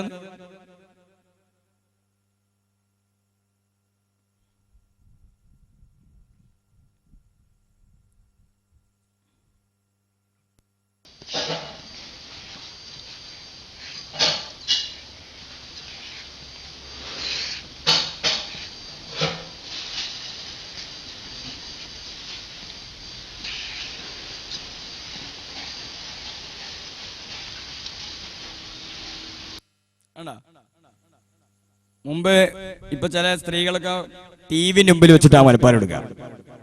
അങ്ങനെ എന്ത് സംഭവിച്ചു?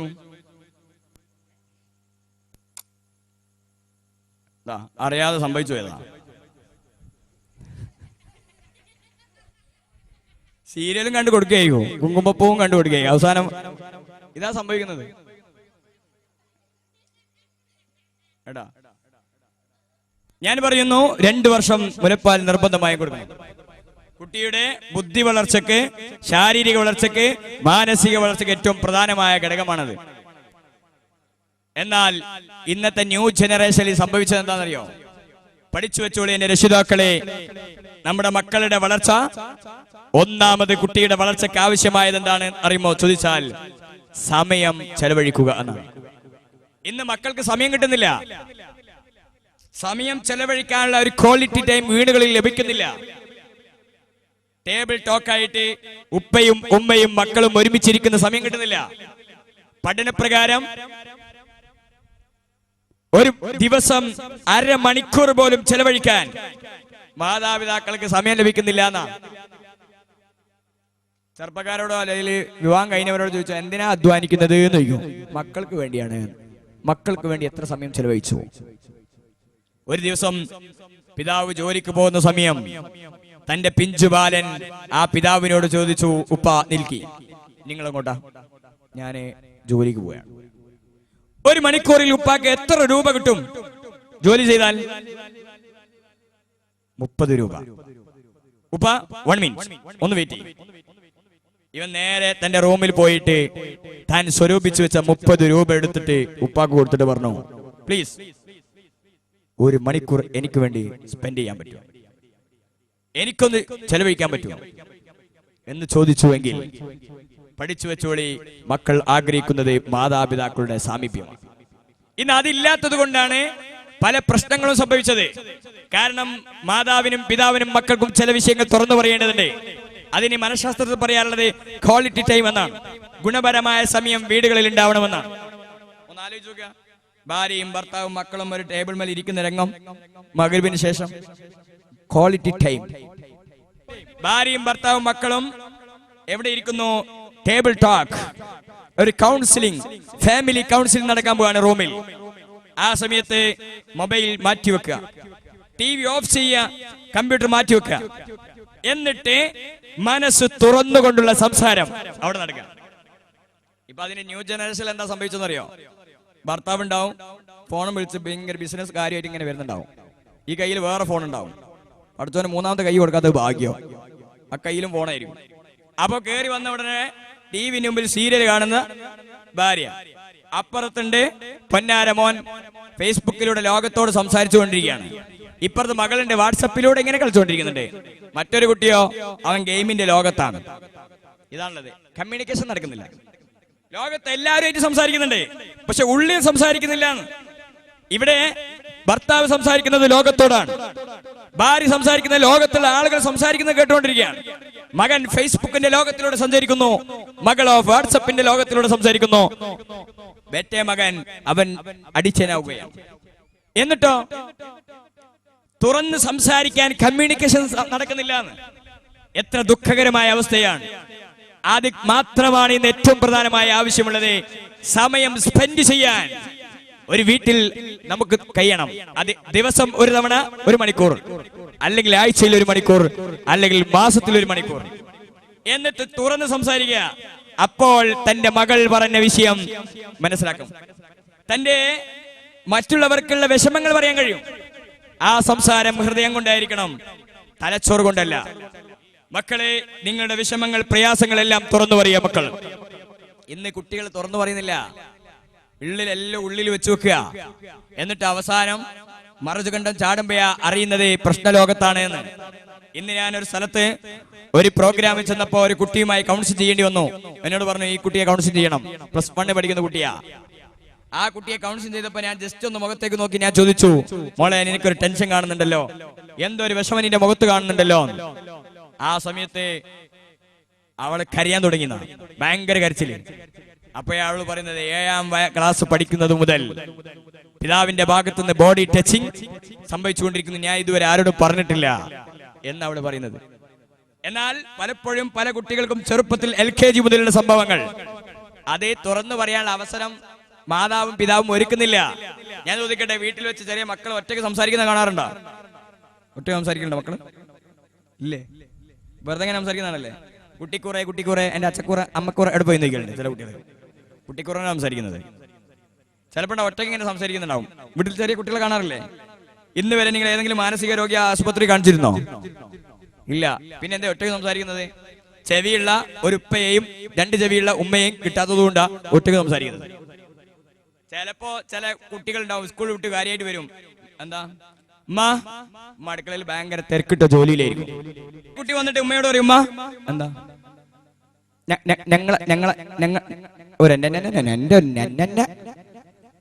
രണ്ടാമത്തെ ദിവസം അങ്ങനെ. 3ാമത്തെ ദിവസം വന്നിട്ട് ഉമ്മ വേണ്ട, അതിന്റെ മുഖം വെറുതെ കാണണ്ട. അങ്ങനെ ഈ കുട്ടിയൊന്നും പറയില്ല. പറയാതെ ഉള്ളിൽ വെച്ചിട്ട് ഒരു 10ാം ക്ലാസ്സിലും +1ലും +2ലും പഠിക്കുമ്പോ പ്രശ്നാധിഷ്ഠിതമാകുമ്പോ ശരീരത്തിന് അതൊരു രോഗമായി മാറുമ്പോഴാണ് ഒരു കൗൺസിലിംഗിൽ എത്തുന്നത്. കൗൺസിലറുടെ മുമ്പിൽ എല്ലാം തുറന്നു പറയും, സാർ ഇന്നതാണ് ഏത് അന്ന് സംഭവിച്ചത് പറഞ്ഞിട്ടുണ്ട്, പറഞ്ഞുകൊണ്ടിരിക്കുന്നു. എന്തേ കാരണം?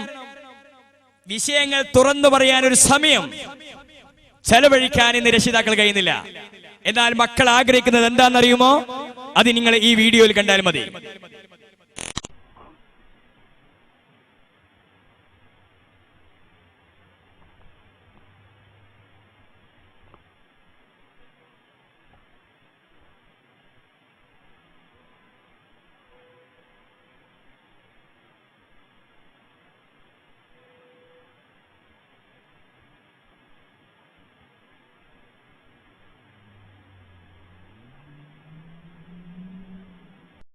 കാരണം എപ്പോഴും അവർ സാമീപ്യം ആഗ്രഹിക്കുന്നു.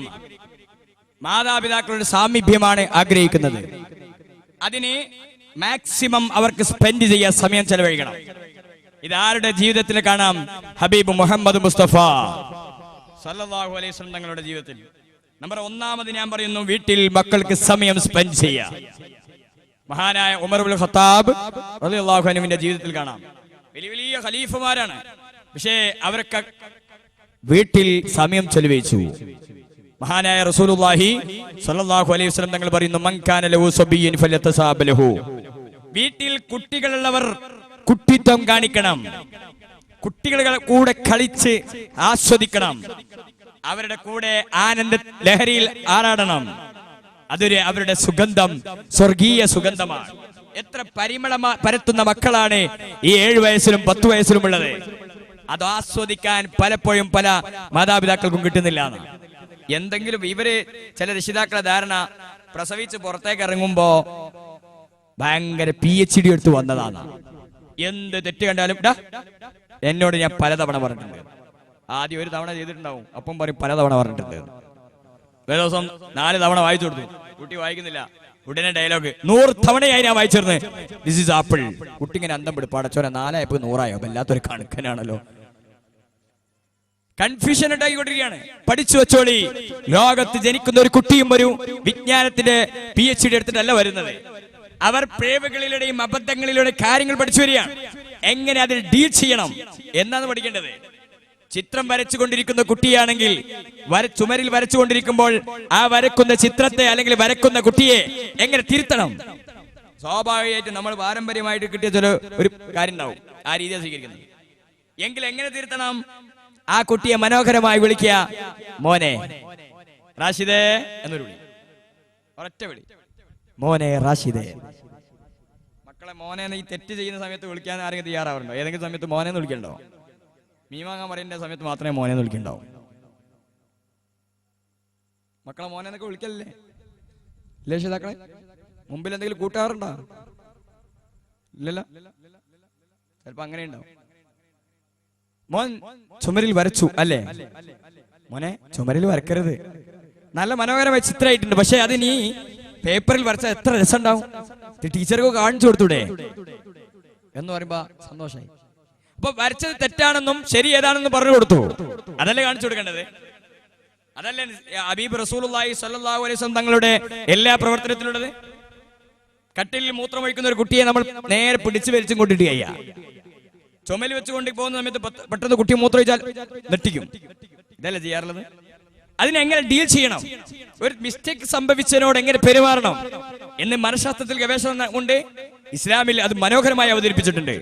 ഹബീബ് റസൂലുള്ളാഹി സ്വല്ലല്ലാഹു അലൈഹി വസല്ലം തങ്ങളുടെ പള്ളിയിൽ ഒരു കാട്ടറബി വന്ന് മൂത്രമൊഴിച്ചു. സഹാബത്ത് കൊച്ചപ്പാടും ബഹളം ഉണ്ടാക്കാൻ തുടങ്ങി. ഇവിടെ ഒരു ഏതെങ്കിലും ഒരാൾ വന്ന് മൂത്രമൊഴിച്ചു അറിയാതെ. ഇവിടെ എത്ര ആൾക്കാർ ഒച്ചപ്പാടും ബഹളം ഉണ്ടാക്കും? സഹാബത്ത് ഓടിക്കാൻ പോയപ്പോ നബി തങ്ങൾ ദോഹോ ഒഴിവാക്ക്, മൂത്രമൊഴിക്കേണ്ടെന്ന്. അതെല്ലാം ഒഴിച്ച് കഴിഞ്ഞതിന് ശേഷം ആ വ്യക്തിയോട് പറയാണ്, മോനെ പള്ളി നിസ്കരിക്കാനോ ആരാധനകളാണ്, മൂത്രമൊഴിക്കാനുള്ളതല്ല എന്ന് പറഞ്ഞ് വളരെ മാന്യമായ രീതിയിൽ പറഞ്ഞതാണ്. ആ വ്യക്തിക്ക് നബിയോടുള്ള പെരുമാറ്റത്തിന്റെ അല്ലെങ്കിൽ സാമീപ്യത്തിന്റെ ഇഷ്ടത്തിന്റെ അളവ് എത്രയായിരിക്കും? എന്റെ ആ സമയത്ത് ഓടിക്കാതിരുന്നത്? ഒന്ന്, ഓടിച്ചാൽ എല്ലാ ഭാഗത്തും മൂത്രമാകുമായിരുന്നു. രണ്ടാമത്തേത്, ശാരീരിക ആവശ്യം നിറവേറ്റുമ്പോൾ മാനസിക സുഖം കിട്ടുന്നു എന്നാണ്. ശാരീരിക ആവശ്യം നിറവേറ്റുന്ന സമയത്ത് മാനസിക സുഖം കിട്ടുന്നുണ്ട്. ആ ശാരീരിക ആവശ്യത്തെ തടസ്സപ്പെടുത്തിയാൽ മനസ്സിനത് പ്രശ്നമാകും. അത് ശരീരവും മനസ്സും തമ്മിൽ പ്രശ്നം സൃഷ്ടിക്കുന്ന സമയത്ത് അത് മൂത്ര തടസ്സത്തിലോ മറ്റോ പ്രശ്നം ഉണ്ടായിത്തീരും എന്നാണ്. സൈക്കോസൊമാറ്റിക് ഡിസീസായി മാറും ചിലപ്പോൾ. അതുകൊണ്ടാണ് നല്ല രീതിയിൽ തിരുത്തി കൊടുത്താണ് തെറ്റെന്താണെന്ന് ബോധ്യപ്പെടുത്തി കൊടുത്തു. ഇതാണ് സ്വീകരിക്കേണ്ടത്. ഈ ഒരു ശൈലി ഇല്ലാത്തത് കൊണ്ട് തന്നെ കുട്ടികളുമായി ആ ആനന്ദം, അതിന്റെ ലഹരി, അത് പുഷ്പം, അതിന്റെ സുഗന്ധം ആസ്വദിക്കാൻ കഴിയില്ല.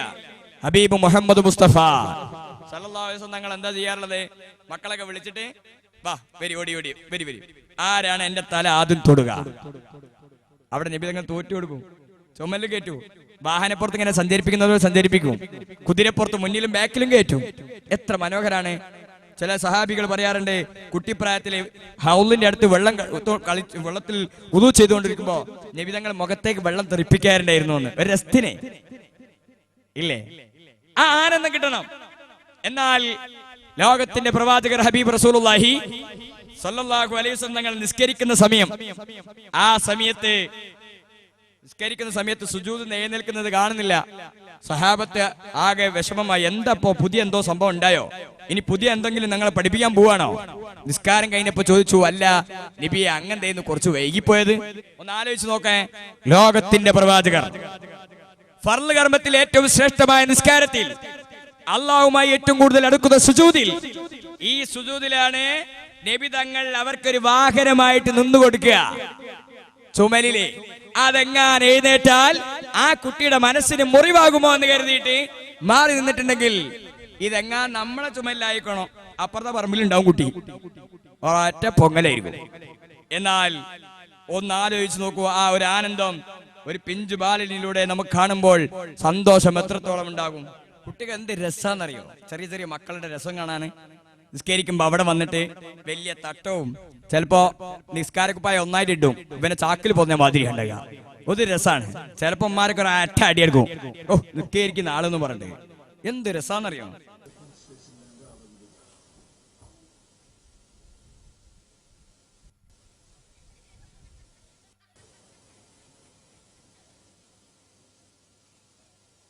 കണ്ട ഈ ആനന്ദം സമയം ചെലവഴിച്ചാ കിട്ടും. 7 വയസ്സ് വരെ കുട്ടികളൊപ്പം കളിക്കുക. എന്റെ രക്ഷിതാക്കളെ, നിങ്ങൾ മക്കൾക്ക് വേണ്ടി ആനയെ പോലെ സഞ്ചരിക്കാൻ തയ്യാറായിട്ടുണ്ടോ? ഇല്ലെങ്കിൽ ഇന്ന് വീട്ടിലെത്തിയിട്ട് ഒരു പണി 4 കാലുമേൽ നിൽക്കുക, മക്കളെ പുറത്ത് കയറ്റുക, നടുക്ക് തന്നെ. അടുത്തുള്ള ആരും കാണണ്ട, അടുത്ത വീട്ടുകാരൊന്നും. ചിലപ്പോൾ അസുഖം എന്ന് വിചാരിക്കും. ക്ലാസ്സിൽ പോകുന്നവരൊരു സൂക്കടില്ല വന്നപ്പം വിചാരിക്കും. 7 വയസ്സ് വരെയുള്ള കുട്ടിനെ കയറ്റാൻ വിട്ടോ. 14 വയസ്സിനെ കുട്ടിനെ കയറ്റിക്കാണെങ്കിൽ നേരെ അപ്പുറത്ത് കുട്ടി അങ്ങോട്ടുണ്ടോ? മഹാനായ ഉമർ ഇബ്നുൽ ഖത്താബ് റളിയല്ലാഹു അൻഹു, ഉമർ റളിയല്ലാഹുവിന്റെ വീട്ടിലേക്ക് ഒരു പട്ടാളക്കാരൻ കയറി വന്നു. ആരെ? ഉമർ റളിയല്ലാഹുവിന്റെ അധീനതയിലുള്ള പട്ടാളക്കാരൻ കയറി വന്നപ്പോ എന്താ കാണുന്നത്? ഉമർ റളിയല്ലാഹു മക്കളെപ്പം ഇങ്ങനെ കളിക്കുന്നതാ കാണുന്നത്. ഇയാൾക്ക് ഭയങ്കര അത്ഭുതം. എന്താ അത്? ഖലീഫ കളിക്കേ, കുട്ടികളെപ്പുറം കളിക്കേ, ലോകം ഭരിക്കുന്ന ഖലീഫ മക്കളെപ്പുറം കളിക്കുക. അപ്പൊ ഇയാൾ കയറി വന്ന ഉടനെ തന്നെ ഖലീഫ ഉമർ റളിയല്ലാഹു അൻഹു ചോദിച്ചു, അല്ല പിന്നെ എന്താണ് ഞാൻ ഈ കളിക്കുന്നതിൽ നിങ്ങൾക്ക് എന്തെങ്കിലും വിഷമം തോന്നിയോ? ആ ഉണ്ട്. നിങ്ങൾ വലിയ ആളല്ലേ, പിന്നെ മക്കളെപ്പോഴും കളിക്കേ. അപ്പൊ നിന്റെ വീട്ടിലെ സ്വഭാവം എന്താ?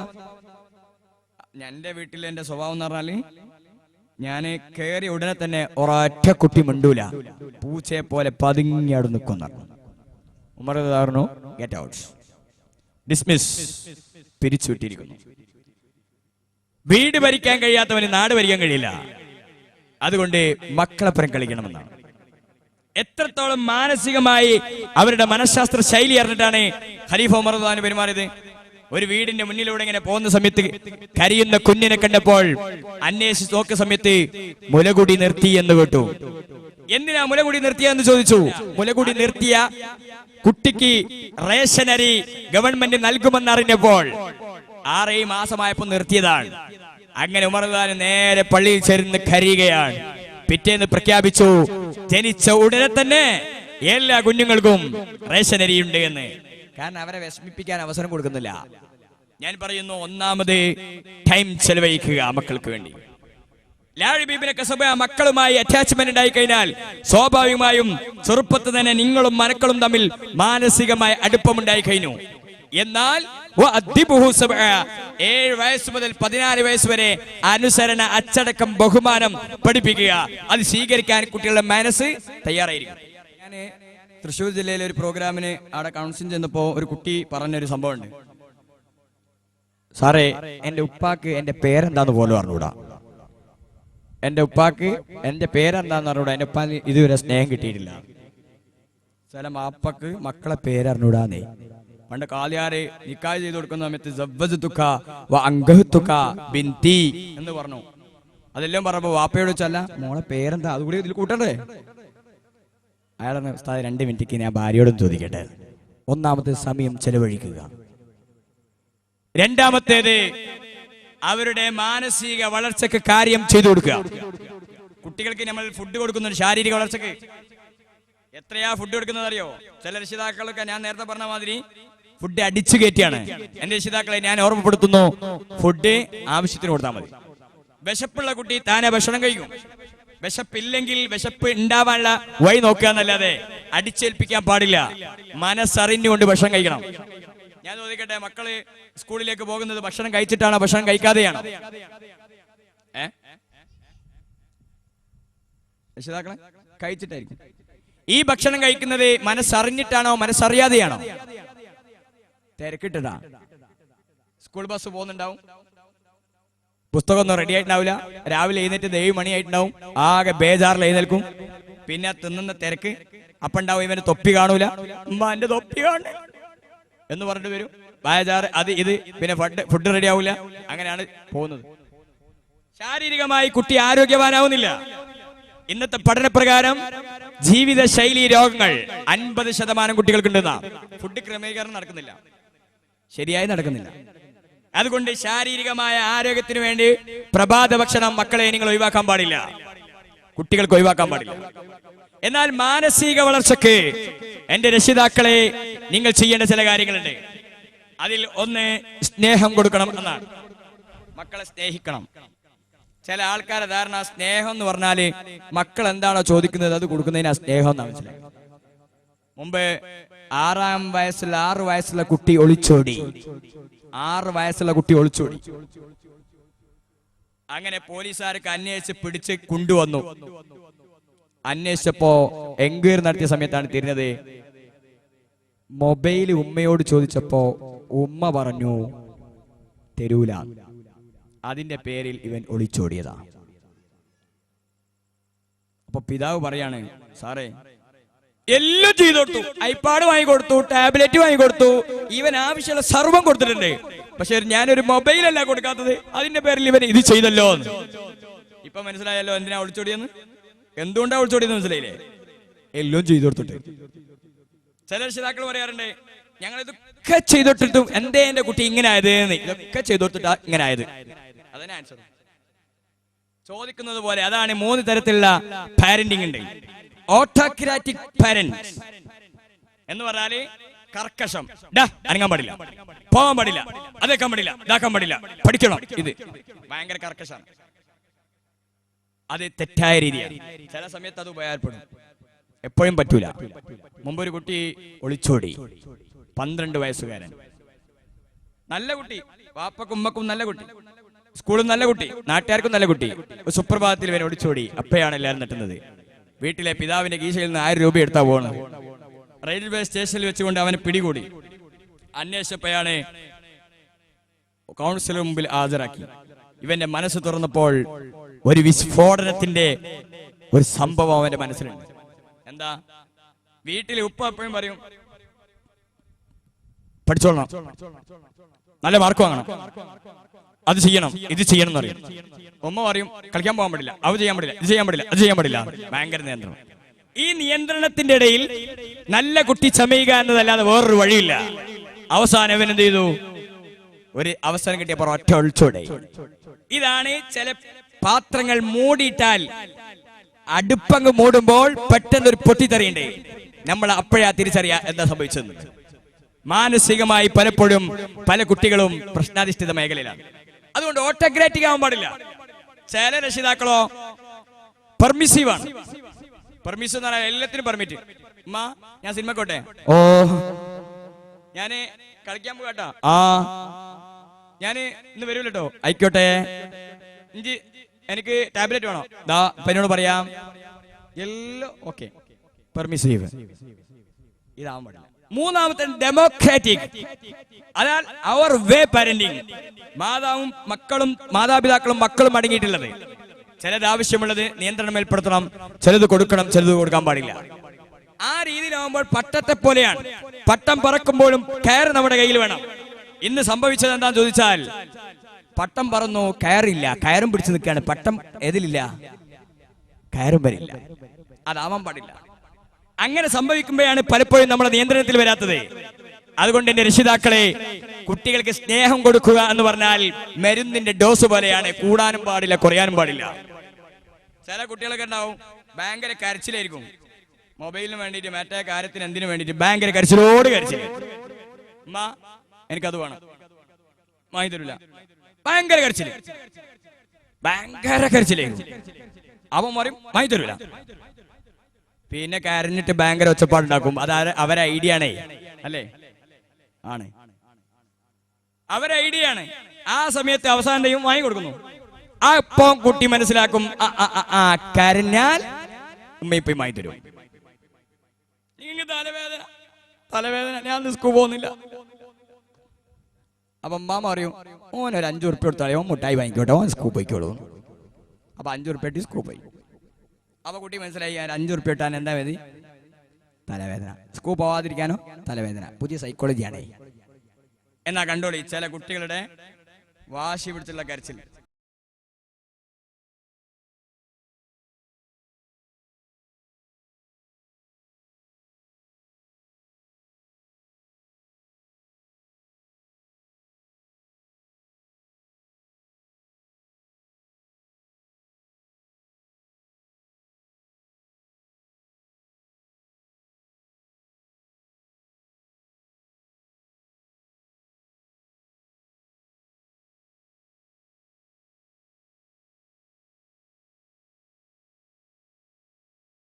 ഇതാണ് അവസ്ഥ.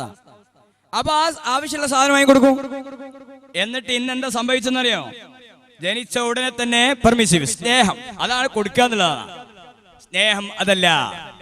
സ്നേഹം എന്ന് പറയുന്നത് ചോദിക്കുന്നത് മുഴുവൻ കൊടുക്കുന്നതിനല്ല സ്നേഹം എന്ന് പറയാ. അത് കുട്ടിയെ നാശത്തിലേക്ക് എത്തിക്കുക. അതറിയാതായി പോയി ചില രക്ഷിതാക്കൾക്ക്.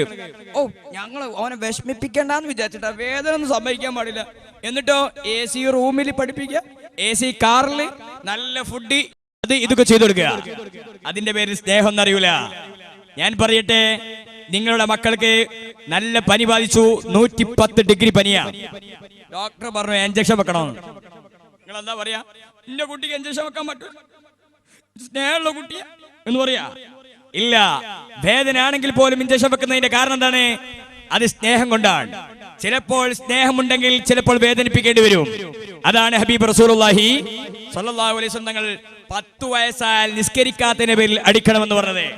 എന്താ കാരണം? ഇവൻ 10 വയസ്സ് കഴിഞ്ഞാൽ പ്രായപൂർത്തിയുടെ മേഖലയ്ക്ക് എത്താൻ പോവാണ്. അപ്പോ ഇവൻ പ്രായപൂർത്തിയായ നിസ്കരിക്കൽ നിർബന്ധമായി. അപ്പൊ ഇതിനേക്കാൾ വലിയ ശിക്ഷ ഈ പരലോകത്ത് നിന്ന് കിട്ടും. അതുകൊണ്ട് ഇപ്പോഴേ നിസ്കാരത്തിന്റെ പരിശീലനം കൊടുത്തിട്ടില്ലെങ്കിൽ ആ കുട്ടി വഴിതെറ്റിപ്പോവും. ഖൂ അൻഫുസകും വഅഹ്ലീകും നാറാ. നിങ്ങളുടെ മക്കളെയും കുടുംബത്തെയും നിങ്ങളുടെ ശരീരത്തെയും നരകത്തെ തൊട്ട് കാക്കണമെന്ന് പരിശുദ്ധ ഖുർആനിൽ പഠിപ്പിച്ചിട്ടുണ്ടെങ്കിൽ ഞാൻ ചോദിക്കട്ടെ, നിങ്ങളുടെ മക്കളെ ഒരു തീയിലേക്ക് വലിച്ചെറിയാൻ നിങ്ങൾ തയ്യാറാവോ? ഇല്ല. എന്റെ കാരണം സ്നേഹമുണ്ട് എങ്കിൽ ഏറ്റവും വലിയ തീ ഏതാണ്? നരകമാണ്. ആ നരകത്തിൽ വലിച്ചെറിയാൻ നമ്മൾ തയ്യാറാവില്ല. അതുകൊണ്ട് തന്നെ അവന് ഗുണപരമാകുന്ന രീതിയിൽ ചിലപ്പോൾ ശിക്ഷ വേദന കൊടുക്കേണ്ടി വരും. അപ്പൊ നിസ്കരിക്കാത്തതിന്റെ പേരിൽ അടിക്കേണ്ടി വരും.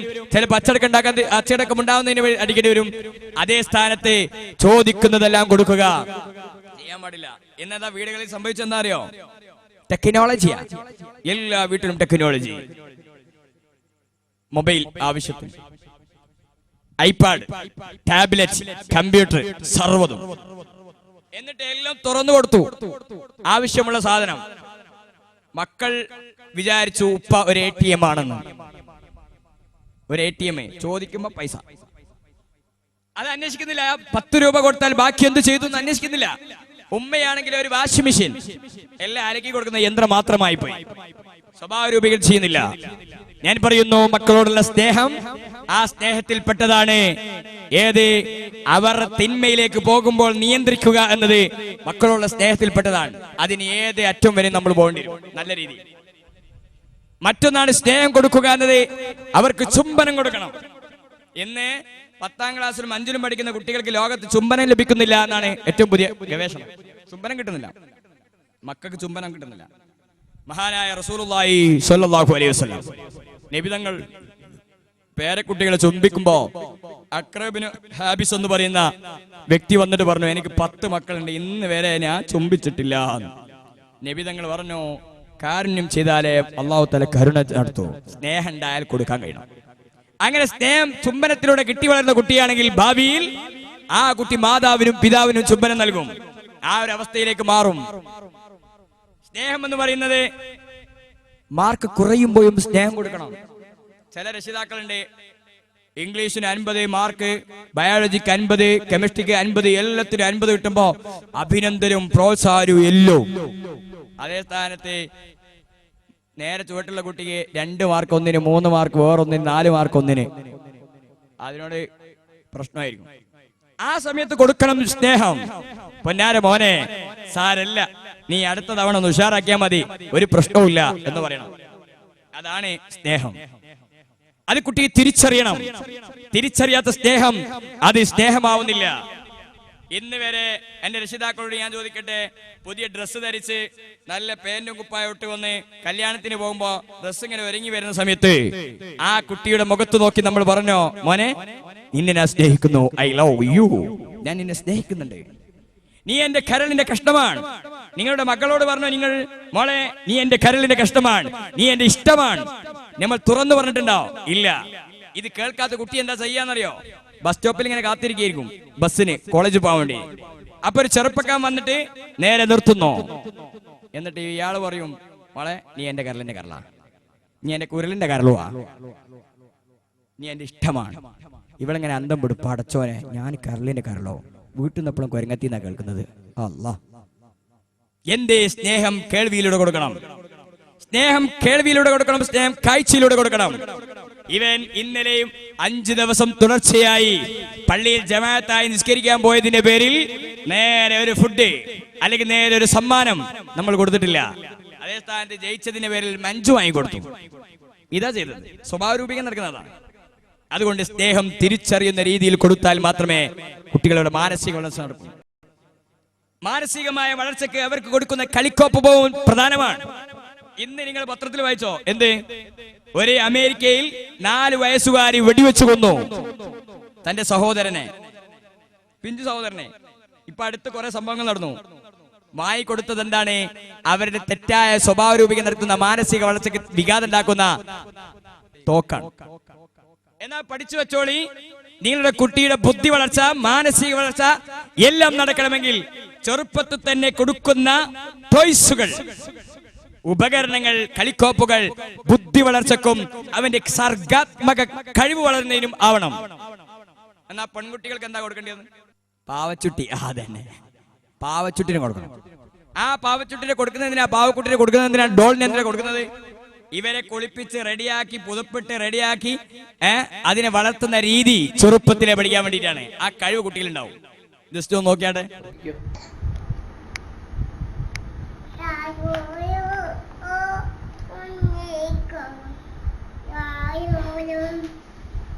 തോളിലിട്ടുറക്കിക്കോ, തോളിലിട്ടുറക്കിക്കോ.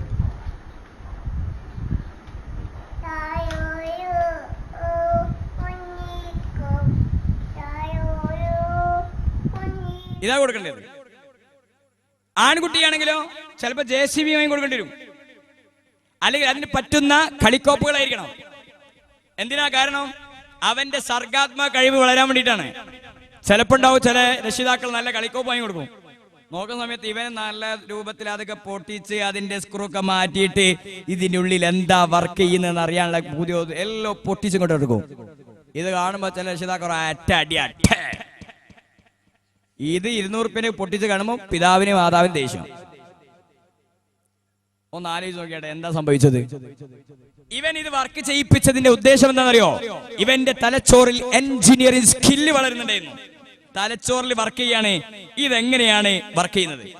ഭാവിയിൽ ഞാൻ ഒരു എഞ്ചിനീയർ ആകാൻ പോവാണ്. അതിന്റെ എല്ലാ മേഖലയെ കുറിച്ചും അറിയാൻ വേണ്ടിയിട്ടുള്ള വർക്കിംഗ് നടത്തിയിരുന്നത്. നോക്കുമ്പോ എന്താ സംഭവിച്ചത്? തലക്കടിയാ കൊണ്ടല്ല എന്റെ എഞ്ചിനീയറും പോവും, പിന്നെ വളരൂല. അത് അവന്റെ സർക്കാർ കഴിവിനാണ്. അത് ചെറുപ്പത്തിൽ ഞാൻ പറയുന്നു, നിങ്ങളുടെ മക്കളെ ചെറുപ്പത്തിലെ വളർത്തിക്കൊണ്ടുവരുമ്പോൾ അവരുടെ അഭിരുചി നോക്കിയിട്ട് അവരുടെ കഴിവ് നോക്കിയിട്ട് അതിന് പറ്റുന്ന ടൂൾസുകൾ വാങ്ങിക്കൊടുക്കണം മാനസിക വളർച്ചക്ക്. എങ്കിൽ മാത്രമേ ഭാവിയിൽ അവരെ കൊണ്ട് ഗുണമുണ്ടാവൂ. ഇന്ന് പെർഫോമൻസ് കഴിവാണ് വേണ്ടത്. കഴിവ് വേണം, അല്ലാതെ പഠനം മാത്രം ഉണ്ടായിട്ട് കാര്യമില്ല. കഴിവ് വേണം. ആ കഴിവ് ചെറുപ്പത്തിലേ ഉണ്ടാക്കിയെടുക്കണം. ഇപ്പൊ വെക്കേഷൻ സമയത്ത് മിഠായി കച്ചവടം നടത്തി എത്ര ആൾക്കാരുണ്ട് കൂടുതൽ? മിഠായി കച്ചവടം നടത്തണം. ഞാൻ വെറുതെ പറയല്ല. എന്താ കാരണം? ഇവൻ മിഠായി കച്ചവടം നടത്തുമ്പോൾ ഇവനിൽ ഒരു പക്വത രൂപപ്പെടുന്നുണ്ട്. എന്ത് പക്വത? ബിസിനസ്, ഫിനാൻഷ്യൽ ഇന്റലിജൻസ്, സാമ്പത്തിക ബുദ്ധി. എല്ലാവർക്കും കഴിയണമെന്നില്ല. അപ്പൊ വരുന്ന ആളുകളെ എങ്ങനെ കൈകാര്യം ചെയ്യണമെന്നതിനെ കുറിച്ച് പറയും. എങ്ങനെ സംഭാഷണം നടത്തണമെന്ന് ചെറുപ്പത്തിലെ പഠിക്കും. എങ്ങനെ ഈ ബിസിനസ് നടത്തണം, കാൽക്കുലേറ്റിംഗ് എങ്ങനെ പഠിക്കണമെന്നതിനെ കുറിച്ച് പഠിക്കും. ഇതൊക്കെ അവന്റെ അനുഭവത്തിലൂടെ പഠിക്കുക. ആളുകളുമായി ഇടപെട്ടുകൊണ്ട് സോഷ്യൽ ഇന്റലിജൻസ്, സാമൂഹിക ബുദ്ധിയും കൂടി കിട്ടുക. ചിലപ്പോ നമ്മുടെ വീട്ടിലൊക്കെ ചില കുരുട്ടായ സംഭവങ്ങളൊക്കെ മക്കൾ പറയും. നമ്മൾ അവനെ കുറിച്ച് പൊട്ടം അറിയും, പഠിച്ചു വെച്ചോളി, അത് ബുദ്ധിയാണ്. ഒരിക്കലും നിശാരപ്പെടുത്താൻ പാടില്ല. അവരെ ചോദ്യത്തിന് പോലും കൃത്യമായ ആൻസർ പറഞ്ഞുകൊണ്ടിരിക്കണം. അത്ഭുതങ്ങളായിരിക്കും അവർ കാണുക. കാരണം പഴയ മാതിരിയുള്ള മക്കളൊന്നല്ല. നിങ്ങൾ ആ പഴയ കാലത്ത് മഞ്ചാടിയും പഠിച്ച് കുത്തിരുന്ന ആൾക്കാരാണ്. ഇന്ന് ആ ലോകത്തൊന്നും മാറി മക്കൾ.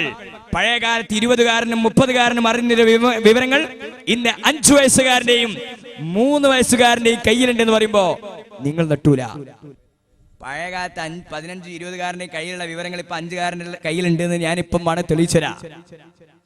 എന്താ കാരണം? അത്രക്കും അതിവേഗതയിലാണ്. നിങ്ങൾ ഈ മൊബൈൽ ഒന്ന് കൈ കൊടുത്താട്ടെ മക്കളെ കയ്യിൽ.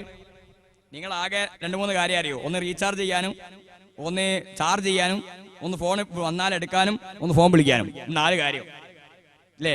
ദേഷ്യം വരുമ്പോൾ ഒരു എറിയാനും. അതേ സ്ഥാനം മക്കളെ കൈ കൊടുത്തുകയാണെങ്കിൽ അവരിങ്ങനെ മാന്താൻ തുടങ്ങും. താഴോട്ടും മേലോട്ടും മാന്തും അല്ലേ? തോണ്ടിയിട്ട് ഇതിന്റെ ഉള്ളിൽ എവിടെയാണോ ഗെയിം ഉള്ളത് അതെടുക്കും. ഇതിൽ എവിടെയാണോ സംഭവം ഉള്ളത്, ഫോട്ടോസ് ഉള്ളത് അതെടുക്കും. ചെറിയ മക്കള് പോലും. ഞാൻ പറയുന്നു, അതിനേക്കാൾ അപ്പുറം ഇവർ ജീവിതത്തിൽ നിന്ന് അനുഭവത്തിലൂടെ കാര്യങ്ങൾ പഠിക്കണം. അപ്പോഴേ അവർ ഭാവിയിൽ ബിസിനസ് കാര്യങ്ങൾ പഠിക്കുന്നുള്ളൂ, സമൂഹമായി ഇടപെടാൻ പഠിക്കുന്നുള്ളൂ. എങ്കിൽ നോക്കൂ, കളിക്കോപ്പ് കൊണ്ട് കുട്ടിയുടെ ബ്രെയിൻ വർക്ക് ചെയ്യുന്ന രീതിയിലേക്ക് അവരുടെ കഴിവിനെ, സ്കില്ലിനെ മാറുന്നത് എങ്ങനെയെന്ന് നമുക്ക് നോക്കാം. Wer will fleißige Handwerker sehen? La la la, la la la. Oh nein, die Wäsche wird bald fertig sein. ഒന്ന് ആലോചിച്ച് നോക്കിയാട്ടെ. അവൾ ആ പെൺകുട്ടിയുടെ വളർച്ചക്ക്, ബുദ്ധിപരമായ വളർച്ചക്ക്, മാനസിക വളർച്ചക്ക് ആവശ്യമുള്ള ടോയ്സ് അത് കൊടുത്തു. അതിലൂടെയാണ് മക്കൾ വളർന്നു വരുന്നത്. ആൺകുട്ടികൾക്ക് അതിന് പറ്റുന്നതായ ടോയ്സ്, അതിലൂടെ അവരുടെ മാനസികവും ബുദ്ധിപരമായ വളർച്ച നടക്കുന്നു. ഈ പെൺകുട്ടിയാണെങ്കിൽ 10ാം ക്ലാസ്സിൽ എത്തിയിട്ടില്ല. ഇന്ന് 10ാം ക്ലാസ്സിലെത്തിയ പെൺകുട്ടിയോട് ഒരു ഫുഡ് ഉണ്ടാക്കാൻ പറഞ്ഞു നോക്കിയാട്ടെ, ഉണ്ടാക്കുക. എവിടാ ഫുഡ് തിന്നാന്നല്ലാതെ അതിനെ പഠിച്ചിട്ടുണ്ട്. ഈ കുട്ടിയുടെ പിതാവോ മാതാവോ പനിച്ചു കിടന്നാൽ ചായ ഉണ്ടാക്കാൻ കുട്ടി പഠിച്ചു, വെള്ളം കൊടുക്കാൻ പഠിക്കുന്നു. വൈകാരികമായ ഒരു കഴിവ് അതുണ്ടാക്കണം മക്കളിൽ. അതുകൂടി ഉണ്ടാക്കണം. പിതാവിന് എന്തെങ്കിലും കൈമലോ അല്ലെങ്കിൽ കാൽമലോ എന്തെങ്കിലും മുറിവ് പറ്റൂ, ഇത് കാണുന്ന 2 വയസ്സുകാരി, 3 വയസ്സുകാരി, 4 വയസ്സുകാരി നിങ്ങളുടെ അടുത്ത് വന്നിട്ട് ഉപ്പ മുറിവ് പറ്റിയോ, എപ്പം പറ്റിയതാ ഉപ്പ, സാരില്ലട്ടോ മരുന്ന് വാങ്ങണോ എന്ന് പറയാൻ ഒരു 3.5 വയസ്സ് അല്ലെ 3 വയസ്സുള്ള കുട്ടി വളർന്നിട്ടുണ്ടെങ്കിൽ അത് വളരേണ്ട സമയമാണ്, വളരേണ്ടതുമാണ്. അവൾക്ക് വൈകാരികമായ കഴിവുണ്ട് എന്നാണ്. മറ്റുള്ളവരുടെ വേദനകൾ തിരിച്ചറിയാനുള്ള കഴിവ്. അത് നമ്മളെ ഒക്കെ വളർന്നിട്ടുണ്ടോ നോക്കണം. എന്താ സംഭവം? നമ്മൾ വേദനിപ്പിക്കാതെ വളർച്ച കൊണ്ടുവരുന്നു. മഹാനായ ഇമാം ഗസാലി റഹിമഹുല്ലാഹ് പഠിപ്പിച്ചു, നിങ്ങൾ ഭക്ഷണം കൊടുക്കുമ്പോൾ മക്കൾക്ക് പുളിയുള്ളതും പുളി ഇല്ലാത്തതും ഉപ്പുള്ളതും ഉപ്പില്ലാത്തതും കൊടുത്തു ശീലിപ്പിക്കണമെന്നാണ്. കാരണം ഇവർ നമ്മുടെ വീട്ടിൽ മാത്രം വളരേണ്ടതല്ല, പുറത്തും പോകും, ഗൾഫിലൊക്കെ പോകും, അവിടെ സ്വന്തമായി ഫുഡ് ഉണ്ടാക്കി ശീലിക്കേണ്ടവരാണ്. ഈ ശീലം മക്കളെ പഠിപ്പിക്കണം. എപ്പോഴും ബെഡ്റൂമിൽ നല്ല തലയണയും നല്ല ബെഡും വെച്ച് കിടന്നുറങ്ങുന്ന ശീലം മാത്രം ഉണ്ടാക്കാൻ പാടില്ല. ചിലപ്പോൾ നിലത്തും പരുക്കലിലും കിടക്കാൻ പഠിപ്പിക്കണം. അപ്പോഴേ പ്രയാസപ്പെടുന്നവരുടെ മനസ്സറിയാൻ കുട്ടികൾക്ക് കഴിയൂ എന്നാണ്. അത് മക്കളിൽ ശീലിപ്പിക്കേണ്ടതാണ്. അതേ സ്ഥാനത്ത് അവരുടെ സ്കില്ലുകൾ, കഴിവുകൾ വളരാൻ, ബുദ്ധിപരവും സാമൂഹികപരവുമായ കഴിവ് വളരാൻ ഇന്ന് അവസരം കൊടുക്കുന്നില്ല. പഴയ കാലത്ത് അപ്പം ചുട്ട് കളിച്ചില്ലേ മക്കളെ? ഇപ്പൊ അപ്പം ചുടാറുണ്ടോ? സാമിയല്ല. പണ്ട് ഒരു കയർ കെട്ടി മുന്നിൽ ഡ്രൈവറും ബാക്കിൽ ക്ലീനർ ഉണ്ടായിരുന്നു. എന്നിട്ട് വണ്ടി ഓടിക്കും, ഭയങ്കര വണ്ടി അല്ലേ, നമ്മൾ ഓടിച്ചില്ലേ എന്നാ.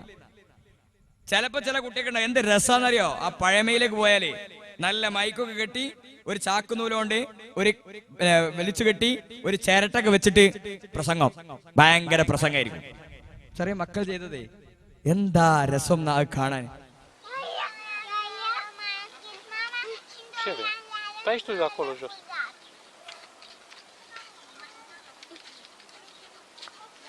Hai, stai jos.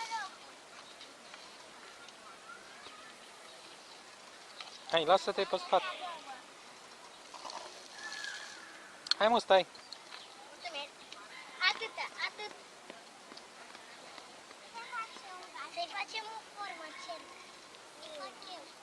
Da, nu, cu tigaia. Nu trebuia să fac și o formă. ഇന്നത്തെ മക്കൾ അതിന് കിട്ടില്ല, ന്യൂ ജനറേഷൻ മക്കളെ. ഇപ്പൊ ആകെ ഉള്ളത് എന്താ? നേരെ മൊബൈൽ എടുത്താൽ ഗെയിം. ആ ഗെയിമോ ഭയങ്കര പ്രശ്നമുള്ള.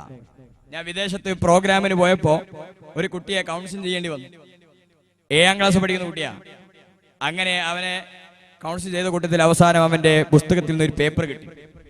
എന്താ പേപ്പറിൽ വരച്ചു വെച്ചെന്നറിയോ? മനോഹരമായ ഒരു ചിത്രം, നല്ല ചിത്രമാണ് സംഭവം. പക്ഷേ തീം മോശമായിപ്പോയി. ഒരു ബിൽഡിംഗ് ഇവിടെ, ഒരു ബിൽഡിംഗ് ഇപ്പുറത്ത്. ഇവിടെ നിൽക്കുന്നതോ ഒരു വിദ്യാർത്ഥി, കയ്യിൽ ഒരു തോക്ക്, ഒരു കയ്യിൽ ബോംബ്.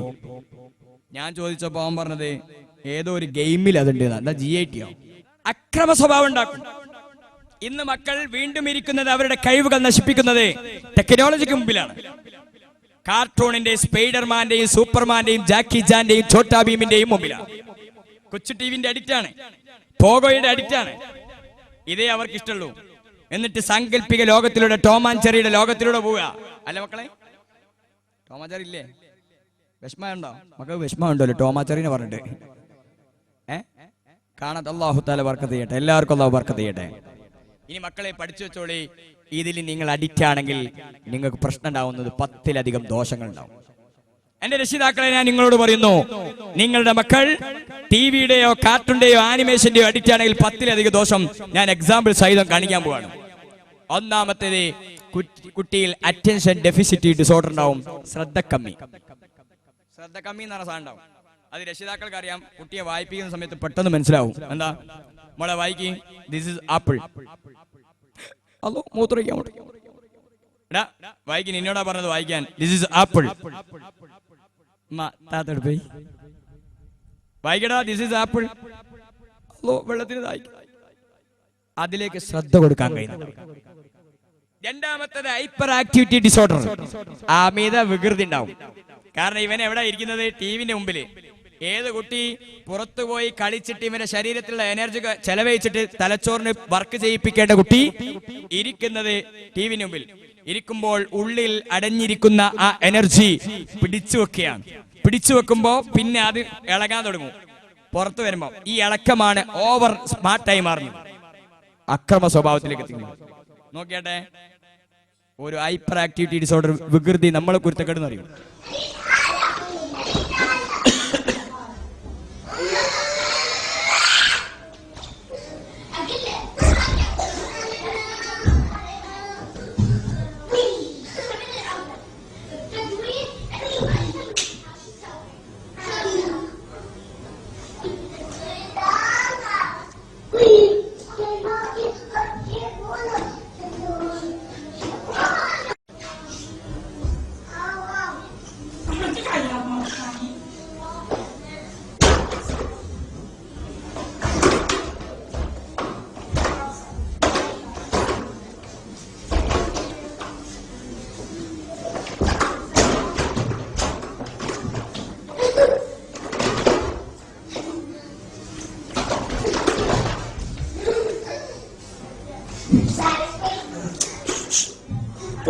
وخر عني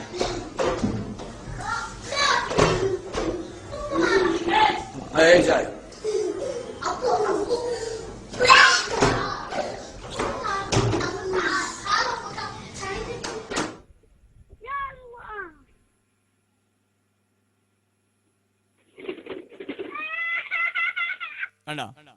ഹൈപ്പർ ആക്ടിവിറ്റി ഡിസോർഡർ ആണ്.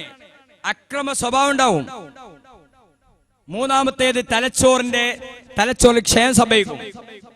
തലച്ചോറിന്റെ വലതുഭാഗത്തുള്ള ഇമാജിനേഷൻ, ഭാവനാശക്തി നഷ്ടപ്പെടും. സ്വഭാവ വൈകല്യം ഉണ്ടാവും. പിന്നെയോ ജീവിത ശൈലി രോഗങ്ങൾ. ഇരിക്കുമ്പോ കൊളസ്ട്രോള്, ഷുഗർ തുടങ്ങിയിട്ടുള്ള അസുഖങ്ങൾ താനേ വരും.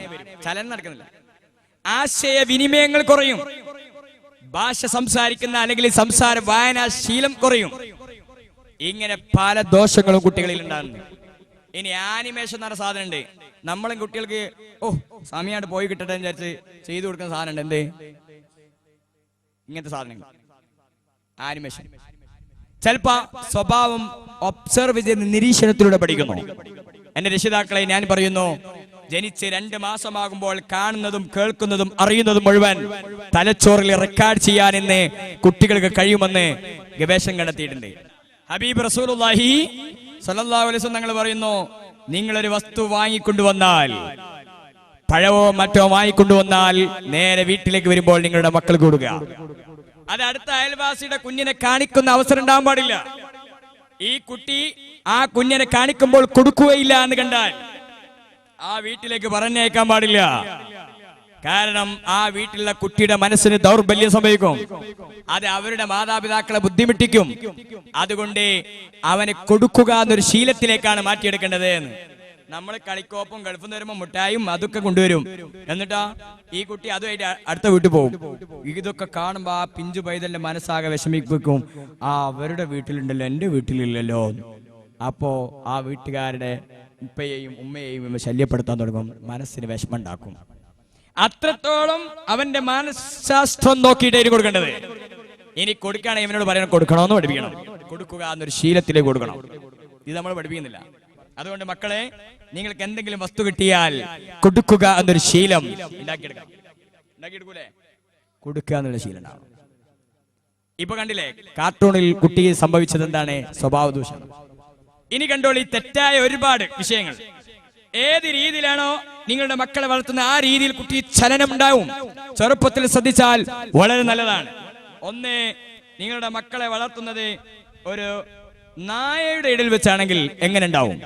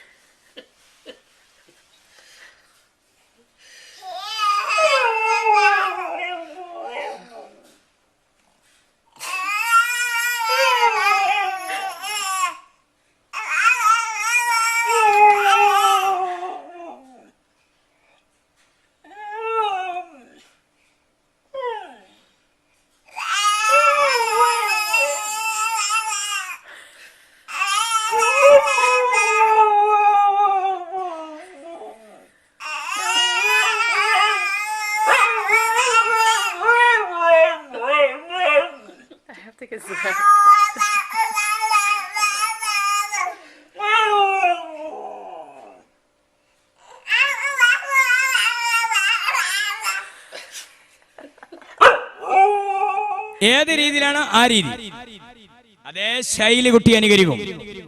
ഒബ്സർവേഷൻ ലേണിംഗ്, നിരീക്ഷണത്തിലൂടെ കാര്യങ്ങൾ കേൾക്കുകയും അറിയുകയും ചെയ്യുമ്പോൾ അത് തലച്ചോറിൽ റെക്കോർഡ് ചെയ്യുന്നു, അത് കുട്ടിയിൽ റിഫ്ലക്ട് ചെയ്യുന്നു, അത് പെരുമാറ്റമായി മാറുന്നു. എങ്കിൽ പഠിച്ചു വെച്ചോളി. നിങ്ങൾ വിചാരിക്കും 2 വയസ്സുള്ള കുട്ടി ഒരു വിവരം അറിയൂല എന്നിട്ട് എന്തും ചെയ്യാമെന്ന് ധരിച്ചിട്ടുണ്ടെങ്കിൽ രക്ഷിതാക്കളെ അറിയുക, നമ്മൾ പ്രവർത്തിക്കുന്ന പ്രവർത്തനങ്ങളും നോക്കുന്നതും ചലിക്കുന്നതും നോട്ടങ്ങളും സംസാരങ്ങളും മുഴുവനും കുട്ടി കാണുന്നുണ്ട്, അതെല്ലാം നിരീക്ഷിച്ചു വെക്കുന്നുണ്ട്. 1ാം ക്ലാസ് പഠിക്കുന്ന ഒരു കുട്ടി താൻ ഉപ്പയുടെ ഉമ്മയുടെ അടുക്കൽ കിടക്കാറുള്ളത് വീട്ടിൽ വന്നിട്ട് അല്ലെ ക്ലാസ്സിൽ വന്നിട്ട് ഇവൻ തന്റെ സഹപാഠികളോട് കണ്ട വിഷയം മുഴുവനും പറഞ്ഞു. ഇവരെല്ലാ കുട്ടികളും വീട്ടിൽ പോയിട്ട് സംഭവം പറഞ്ഞപ്പോഴാണ് രക്ഷിതാക്കൾ നെട്ടുന്നത്, എവിടെയാ പിഴവ് സംഭവിച്ചത്. അത്രത്തോളം സർവ്വ വിവരവും കുട്ടികൾക്കറിയാം. ഈ അടുത്ത് എന്റെ ഒരു സ്ഥലത്ത് ഒരു 2.5-3 വയസ്സുള്ള കുട്ടി, നേഴ്സറി പഠിക്കുന്ന കുട്ടി പറഞ്ഞു, എനിക്ക് അവളെ കല്യാണം കഴിപ്പിച്ചിരുന്നു. അവളെ ക്ലാസ്സിലുള്ള കുട്ടീനെ വാശി പിടിച്ചു, ഭയങ്കര വാശി. അങ്ങനെ അവിടെ ഒരു സാങ്കല്പിക കല്യാണം നടത്തേണ്ടി വന്നു. വെറുതെ പറയല്ല, ടെക്നോളജി അല്ലേ നമുക്ക് കൊടുക്കുന്നത്. ടെക്നോളജി വിഷയങ്ങൾ കൊടുക്കുകയാണ്, കുട്ടികൾ കണ്ട് പഠിക്കുകയാണ്. പഴയ കാലത്ത് അങ്ങനത്തെ ഒരു അവസരമൊന്നുമില്ലായിരുന്നു. ഇപ്പൊ ലോകത്തുള്ള സർവ്വതും അറിയാൻ ഇന്ന് മക്കൾക്ക് അവസരമുണ്ട്. എന്നാൽ ചെറുപ്രായത്തിൽ തന്നെ പഠിച്ചു വെച്ചോളൂ എന്റെ രക്ഷിതാക്കളെ. നിങ്ങൾ വിചാരിക്കും കുട്ടി നല്ല രീതിയിലേക്ക് മാറണമെങ്കിൽ ഒരു മദ്രസയിലൊക്കെ ചേർത്തുന്ന പ്രായമൊക്കെ ആകുന്ന സമയത്ത് അങ്ങ് പഠിപ്പിച്ച് റെഡിയാക്കിയിട്ടൊക്കെ വിട്ടിട്ട് ഉസ്താദേ എന്റെ മോനെ നിസ്കാരമൊക്കെ പഠിപ്പിച്ചു തരണമെന്ന് 7ാം വയസ്സിലെത്തിയിട്ട് പഠിപ്പിച്ചിട്ട് കാര്യമില്ല. സ്വഭാവം നന്നാക്കണമെന്ന് ആ സമയത്ത് തുടങ്ങിയിട്ട് കാര്യമില്ല. സ്വഭാവ രൂപീകരണത്തിന്റെ തുടക്കം ജനിച്ചത് മുതൽ അതിന്റെ ശൈലി തുടങ്ങുന്നുണ്ട്. എന്നാൽ വീണ്ടും പഠിപ്പിക്കുന്നു, പറയുന്നു, തെറ്റായ എല്ലാ ശീലങ്ങളും കുട്ടി മാതാവിനെയും പിതാവിനെയും കണ്ടുപിടിക്കും. നല്ല ശീലങ്ങൾ കുട്ടി പിതാവിൽ നിന്നും മാതാവിൽ നിന്നും പഠിക്കും എന്നതിന് ഇഷ്ടം പോലെ തെളിവുണ്ട്. അതാണ് ഹബീബ് റസൂലുള്ളാഹി സല്ലല്ലാഹു അലൈഹി വസല്ലം പറഞ്ഞത്, കുല്ലു മൗലൂദിൻ യൂലദു അലൽ ഫിത്ര. ഏതൊരു കുട്ടിയും ജനിക്കുന്നത് നിഷ്കളങ്കമായ ഹൃദയത്തോടു കൂടിയാണ്. ആ കുട്ടിയെ തെറ്റിലേക്കും വഴി പിഴച്ച അവസ്ഥയിലേക്കും ആക്കുന്നത് മാതാപിതാക്കളാണ്. കാരണം എന്താ? ചിലപ്പോൾ വീട്ടിലോ അല്ലെങ്കിൽ കുടുംബത്തിൽപ്പെട്ട ആരെങ്കിലും ബീഡി വെച്ചിട്ട് അതിന്റെ ബാക്കി കുട്ടി ഒരൊറ്റ എറിയും. ആ എറിഞ്ഞ കുറ്റി എടുത്തിട്ട് ഇവൻ എന്ത് ചെയ്യും? നേരെ കത്തിക്കും, എന്നിട്ട് ഓൻ ബാക്കി വലിക്കും. ചില ശീലങ്ങൾ അങ്ങനെയാണ്. എന്നാൽ ഞാൻ പറയുന്നു, നല്ല ശീലങ്ങളിലൂടെ വളർത്തിയാലോ ആ രീതി കുട്ടി പഠിക്കും. ഒരു വീട്ടിലെ ഒരു കുട്ടിയുടെ നല്ല ഒരു മേഖലയെ കുറിച്ച് നമുക്ക് ഇങ്ങനെ കാണാം.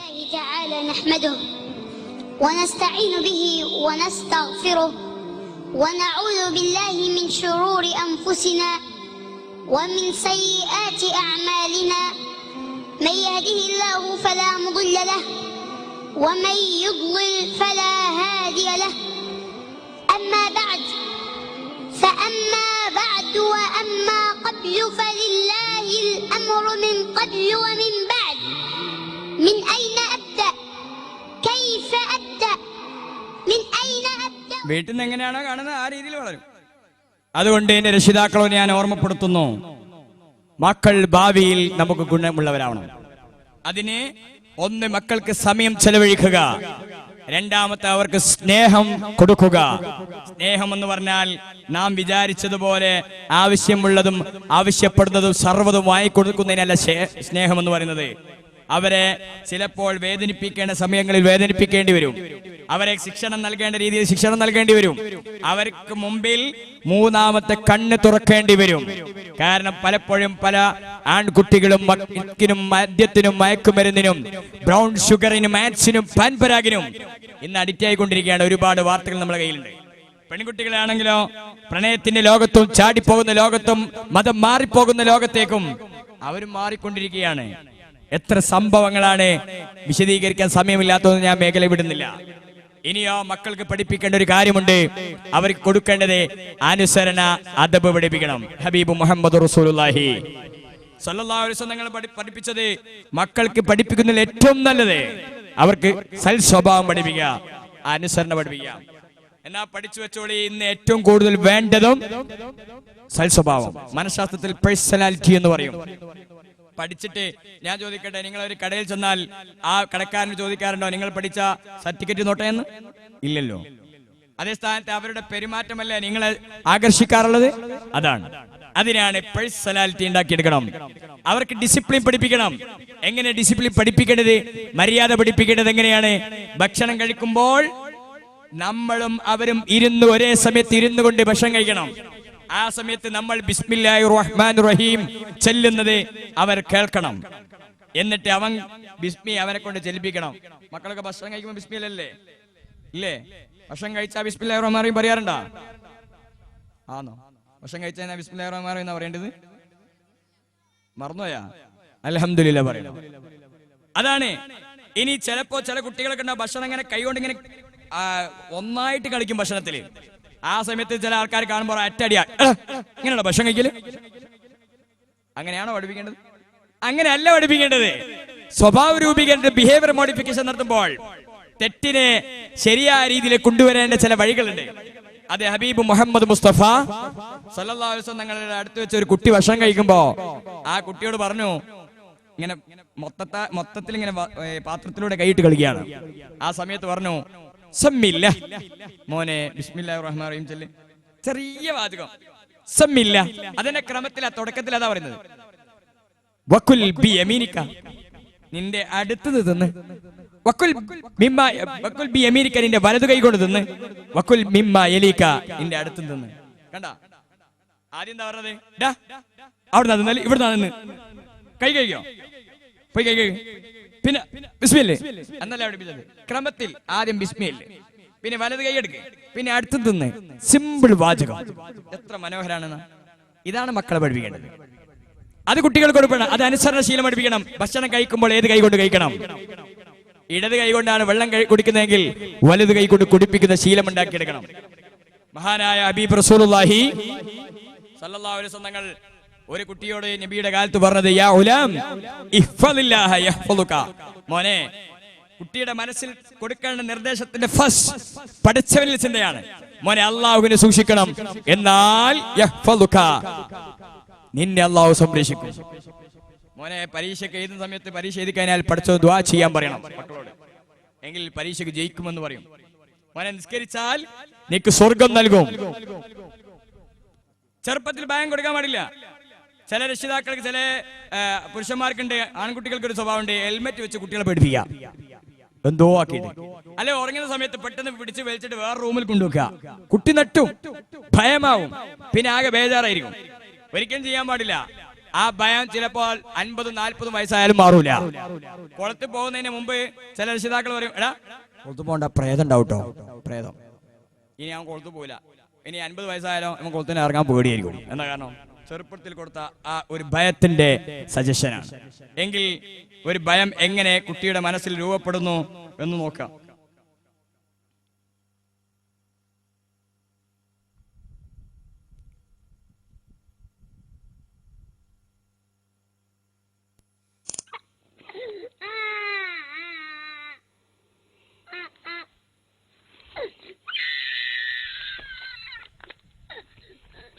ഈ ഒരു ഭയം മതി. ഇനി ഇരുട്ടുള്ള വസ്തുവിനെ കണ്ടാ പേടിക്കാൻ, അല്ലെങ്കിൽ വേറെ ഏതെങ്കിലും വസ്തുവിനെ കണ്ടാ പേടിക്കാൻ അത് മതി. ചെറുപ്പത്തിലെ ചില രക്ഷിതാക്കളുണ്ട്, ഞാൻ പറയുന്നു 7 വയസ്സിന് 10 വയസ്സിന്റെ ഉള്ളിൽ അത് കോൺക്രീറ്റ് മൈൻഡാണ്, നോർമൽ മൈൻഡാണ്, സബ് കോൺഷ്യസ് മൈൻഡ്, അൺകോൺഷ്യസ് മൈൻഡിലേക്ക് നിർദ്ദേശം വന്നാൽ ചില ഭയങ്ങളും മറ്റും അവിടെ കിടക്കും. പിന്നെ മാറ്റാൻ കഴിയില്ല, അത് അവിടെ ഉറച്ചു കിടക്കും. അവ ചില രക്ഷിതാക്കൾ ഉണ്ടാവും, അടുത്ത കൊല്ലം എന്നെ മദ്രസ ചേർത്തും, അപ്പൊ എന്റെ എല്ലാ വികൃതിയും മാറും. ഉസ്താദിന്റെ അടുത്ത് ചൂരലുണ്ട്, ടീച്ചറെ അടുത്ത് ചൂരലുണ്ട്, അടി കിട്ടും. അപ്പൊ ഈ കുട്ടി മനസ്സിലാക്കി, പടച്ചോനെ സ്കൂളും മദ്രസൊക്കെ വരുമ്പോ ഭീകരവാദ കേന്ദ്രമായിക്കൂലേ. ഭയം വന്നു കഴിഞ്ഞ് അതേ സ്ഥാനത്ത് നല്ല പിക്ചറുകളാണ് കൊടുക്കേണ്ടത്. നല്ല ടീച്ചർ ഉണ്ടാവും, നല്ല ഉസ്താദ് ഉണ്ടാവും. ആ നിർദ്ദേശം കൊടുക്കേണ്ടത്. ആ ഒരു മാനസികാവസ്ഥ അതാ കൊടുക്കേണ്ടത്. മോനെ അള്ളാഹുവിനെ സൂക്ഷിച്ചാൽ അള്ളാഹു തആല നിന്നെ സംരക്ഷിക്കുന്നതാണ് എന്ന നിർദ്ദേശം കൊടുത്ത ആ ഒരു ഹദീസ് വലിയൊരു ഹദീസുണ്ട്. ലോകത്തുള്ള സർവ്വ ആളുകളും നിനക്കൊരുമിച്ച് കൂടി നിനക്കൊരു നന്മ ചെയ്യാൻ ഉദ്ദേശിച്ചാൽ അള്ളാഹ് തീരുമാനിച്ചു വേണ്ട, എന്നാൽ മോനെ നിനക്ക് കിട്ടില്ല. ഇനി ലോകത്തുള്ള സർവ്വ ആളുകളും വിചാരിച്ചു നിനക്ക് എന്തെങ്കിലും കിട്ടണ്ട എന്ന് വിചാരിച്ചു, അള്ളാഹ് തീരുമാനിച്ചു കിട്ടണം, എന്നാൽ കിട്ടും. ഈ നിർദ്ദേശം കൊടുക്കണം. അങ്ങനെ അച്ചടക്കത്തിന്റെ ശീലങ്ങൾ പഠിപ്പിക്കുമ്പോ കുട്ടികളെ കൊണ്ട് സത്യം പറയിപ്പിക്കാൻ പഠിക്കണം. സത്യം കുട്ടികളെ കൊണ്ട് പറയിപ്പിക്കണം. അത് നമ്മൾ കാണിച്ചു കൊടുക്കണം. ചില വീട്ടിലൊക്കെ പിരിവാര് വരുന്ന സമയത്ത് വാപ്പ പറയും മോനോട്, അല്ലെങ്കിൽ അമ്മ പറയും മോളോട്, മോളെ ആരുമില്ലാന്ന് പറഞ്ഞേ കിട്ടോന്ന്. ഇവൻ പോയി പറയും ഇവിടെ ആരുമില്ലാന്ന് പറയാൻ പറഞ്ഞിട്ടുണ്ട്. അവർ അറിയില്ല. ചിലപ്പോ കാറിൽ യാത്ര ചെയ്യുമ്പോ ഇവന് മറ്റേ സീറ്റിലായിരിക്കണ്ടക, പിതാവ് കാർ പാർക്ക് ചെയ്യുന്നു, നോക്കുമ്പോ എവിടെ നോ പാർക്കിംഗ്. നോ പാർക്കിംഗ് എന്ന് പറഞ്ഞാൽ ഇവിടെ പാർക്ക് ചെയ്യണോന്നാ കുട്ടി കൺഫ്യൂഷൻ ആകാൻ.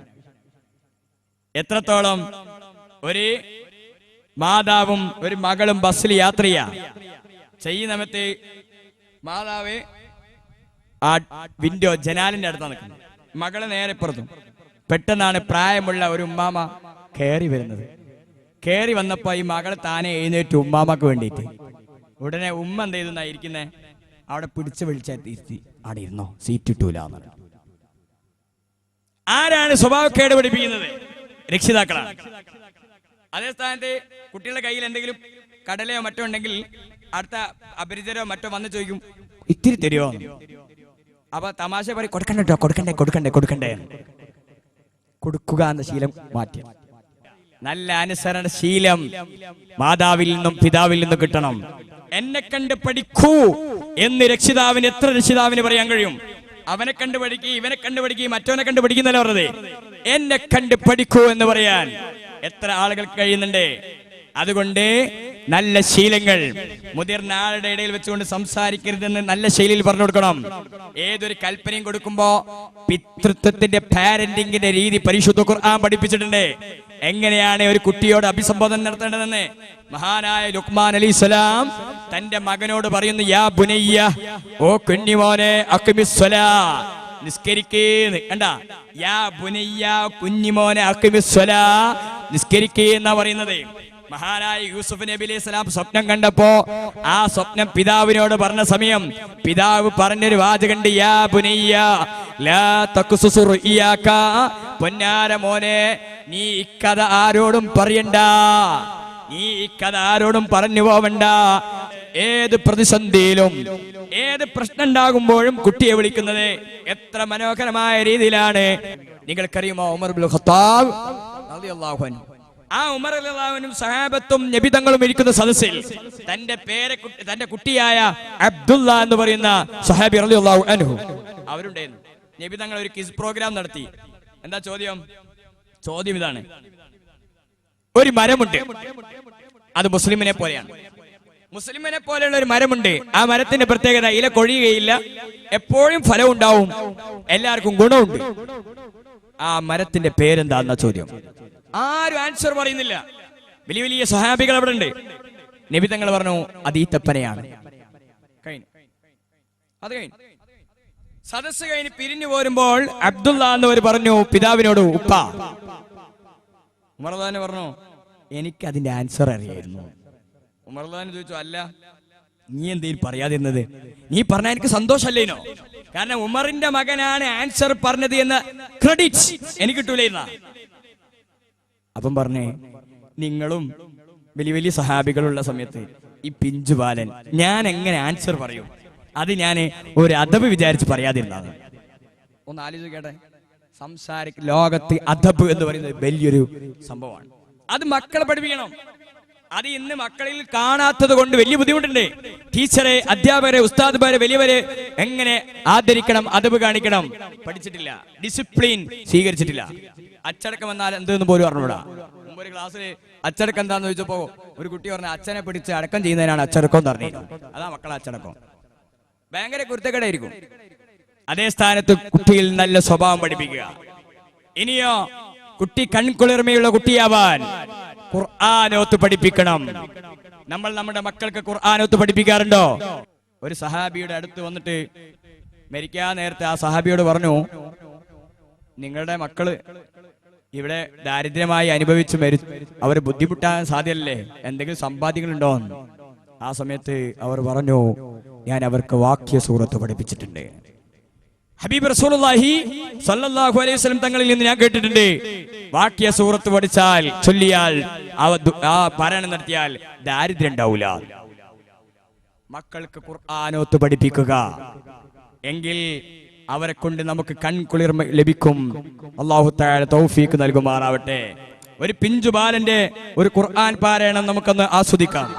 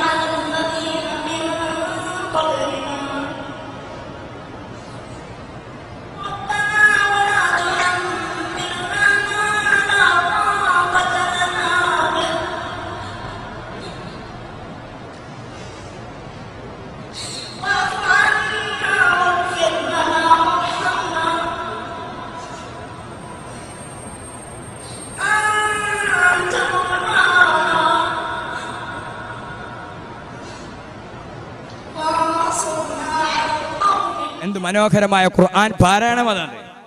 അത് കണ്ട് ആസ്വദിക്കാൻ, അത് കേൾക്കുമ്പോൾ മാധുര്യം ലഭിക്കുന്ന ഹൃദയസ്പർശിയായ ഖുർആൻ പാരായണം നമ്മുടെ മക്കളെ ആ മേഖലയിലേക്ക് പറഞ്ഞേക്കണം. ചില രക്ഷിതാക്കളെ ഞാൻ അവസാനം നിങ്ങളോട് സൂചിപ്പിക്കട്ടെ. മഹാനായ ഉമർ ഇബ്നുൽ ഖത്താബ് റളിയല്ലാഹു അൻഹുവിന്റെ അടുക്കലേക്ക് കൗൺസിലിംഗിന് വേണ്ട ഒരു പിഞ്ചു ബാലന്റെ ഒരു കഥയുണ്ട്. ആ ബാലനെ കൗൺസിലിംഗ് ചെയ്തപ്പോ പിതാവ് പറഞ്ഞു, എന്റെ മകൻ എന്നെ അടിക്കുന്നു എന്നാ പറഞ്ഞത്. എന്റെ മകൻ എന്നെ അടിക്കുന്നു. ഉടനെ തന്നെ ഖലീഫ ഉമർ റളിയല്ലാഹു മകനോട് പറഞ്ഞു, പിതാവിനോടുള്ള കടമയെല്ലാം പറഞ്ഞപ്പോ മകൻ ചോദിച്ചു, ഒരു ഉപ്പാക്ക് മക്കളോടുള്ള കടമ എന്താണ്? ആ സമയത്ത് പറഞ്ഞത്, നല്ല ഭാര്യയെ വിവാഹം കഴിക്കുക, നല്ല പേരിടുക, ഖുർആൻ പഠിപ്പിക്കുക, മതം പഠിപ്പിക്കുക എന്നാണ്. എന്നാൽ എന്റെ രക്ഷിതാക്കളെ ആ സമയത്ത് ഉമർ റളിയല്ലാഹു പറഞ്ഞു, ഇതൊക്കെ പറഞ്ഞപ്പോ ഖലീഫയോട് ഈ കുട്ടി പറയുന്നു, ഖലീഫ, എന്റെ ഉമ്മ അഗ്നി ആരാധികയാണ്. ഞാൻ ജനിച്ചപ്പോൾ എനിക്കിട്ട പേരിന്റെ അർത്ഥം കരിവണ്ട് എന്നാണ്. ഞാൻ ജനിച്ചത് മുതൽ എന്നെ ആടിനെ മേക്കാൻ വേണ്ടി പറഞ്ഞയച്ചതാണ് എന്ന് പറഞ്ഞിട്ടുണ്ടെങ്കിൽ ആ സമയത്ത് ഉമർ റളിയല്ലാഹു അൻഹു അയാളെ ആട്ടിയോടിച്ചു. എന്തേ കാരണം? കുട്ടികൾക്ക് കൊടുക്കേണ്ട രീതി പഠിപ്പിച്ചിട്ടില്ല, ഖുർആൻ പഠിപ്പിച്ചിട്ടില്ല.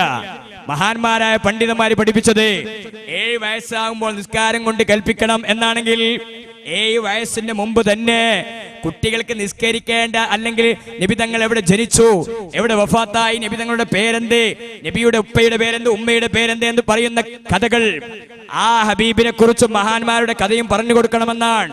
എന്നാൽ ഇന്ന് മനഃശാസ്ത്രം പറയുന്നു, കുട്ടിയിൽ നല്ല സ്വഭാവങ്ങൾ ഉണ്ടാവണമെങ്കിൽ മഹാന്മാരുടെ കഥ പറഞ്ഞു കൊടുത്താൽ മതിയെന്ന് പഠിപ്പിക്കുന്നുണ്ടെങ്കിൽ നമ്മൾ എത്ര ആളുകൾ മക്കൾക്ക് ആ രീതി പഠിപ്പിച്ചു കൊടുക്കുന്നു? അതേ സ്ഥാനത്ത് എന്റെ രക്ഷിതാക്കളെ നിങ്ങൾ ചെയ്യുന്നത് എന്താണ്? മദ്രസയിൽ 5ാം ക്ലാസ്സിൽ, 4ാം ക്ലാസ്സിൽ, 3ാം ക്ലാസ് അല്ലെങ്കിൽ 6ാം ക്ലാസ് എത്തുമ്പോഴേക്കും മദ്രസ നിർത്തുക. എന്നിട്ട് 10ാം ക്ലാസ്സിൽ SSLC പരീക്ഷയ്ക്ക് പഠിക്കുമ്പോൾ 10ാം ക്ലാസ് മദ്രസയിൽ ഒത്തുപോവാൻ കഴിയൂല എന്നുള്ള ബേജാറ്, പഠനത്തിൽ മാർക്ക് കുറയുന്നുള്ള ബേജാറ്. എന്നാ പഠിച്ചു വെച്ചോളി എന്റെ രക്ഷിതാക്കളെ. അവസാനമായി ഞാൻ പറയുന്നു, നിങ്ങളുടെ മക്കളെ, നമ്മുടെ മക്കളെ ഡോക്ടറാക്കാനും എഞ്ചിനീയർ ആക്കാനും അഡ്വക്കേറ്റ് ആക്കാനും ഏത് മേഖലയും നമുക്ക് സ്വീകരിക്കാം. നിങ്ങളുടെ കുട്ടി 100-ൽ 100 മാർക്ക് വാങ്ങി നിങ്ങൾ വരുമ്പോൾ നിങ്ങൾക്ക് സന്തോഷമാണ്.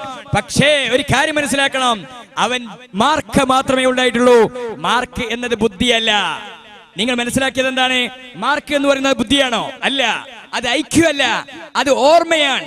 ഒരു കുട്ടി കാണാതെ ചൊല്ലിപ്പഠിച്ചത് പുസ്തകത്തിൽ പകർത്തുക എന്നത് അത് ഓർമ്മശക്തിയാണ്. അത് ഐക്യു അല്ല, ബുദ്ധിയല്ല. പക്ഷേ ഇന്ന് ബുദ്ധി ഉണ്ടായിട്ടോ മാർക്ക് ഉണ്ടായിട്ടോ കാര്യമില്ല. അവന് ഇമോഷണൽ കോഷൻ, വൈകാരികമായ ബുദ്ധി ഉണ്ടാവണം. എന്ന് പറഞ്ഞാൽ ഒരു 100 മാർക്കുള്ള ഒരു കുട്ടി, എല്ലാ വിഷയത്തിലും 100 മാർക്കുള്ള ഒരു കുട്ടി ഇവിടെയുണ്ട്. വേറെ കുട്ടിക്ക് 5 മാർക്കേ ഉള്ളൂ. ആ സമയത്താണ് ഈ വസ്തു അറിയാതെ 2 പേരോട് തട്ടിയിട്ട് നിലത്ത് വീഴുന്നു, പൊട്ടുന്നു. 100 മാർക്കുള്ള കുട്ടി പേടിക്കും, പടച്ചോനെ എന്താ ചെയ്യാൻ. ആ സമയത്തായിരിക്കും മാർക്കില്ലാത്ത 5 മാർക്കുള്ള കുട്ടി, ആ കുട്ടി അതിനെ എങ്ങനെ കൈകാര്യം ചെയ്യണം, ഏത് രീതിയിൽ അതിനെ പെരുമാറ്റി കൊണ്ടു നടക്കണം, അതിനെ എങ്ങനെ മറ്റുള്ളവരുടെ മുമ്പിൽ അവതരിപ്പിക്കണം എന്നതിനെ കുറിച്ച് പഠിക്കുന്നത് അവനായിരിക്കും. അവനുള്ള ബുദ്ധിയുടെ പേരാണ് EQ, ഇമോഷണൽ കോഷ്യന്റ് ആണ്. എന്നാ പഠിച്ചു വെച്ചോളി രക്ഷിതാക്കളെ, ഐക്യവും EQ ഉണ്ടായിട്ട് കാര്യമില്ല. ഇവന്റെ വിദ്യാഭ്യാസപരമായ തലച്ചോറിലെ ബുദ്ധി, വിദ്യാഭ്യാസ ബുദ്ധി വർക്ക് ചെയ്യണമെങ്കിൽ എന്തു വേണം? അവന് സ്പിരിച്വലായ ധാർമ്മികപരമായിട്ടുള്ള വിവരം നൽകണം. ആ വിവരം നൽകിയിട്ടില്ലെങ്കിൽ തലച്ചോറ് വർക്ക് ചെയ്യില്ല. ആ മക്കളെ ധാർമ്മിക ബോധം പഠിപ്പിക്കണം. ഡോക്ടർ, എഞ്ചിനീയർ, അഡ്വക്കേറ്റ് പഠിപ്പിക്കണം. പക്ഷേ അത് ഏത് ഡോക്ടർ ആവണം, ഏത് എഞ്ചിനീയർ ആവണം, ഏത് അഡ്വക്കേറ്റ് ആവണം?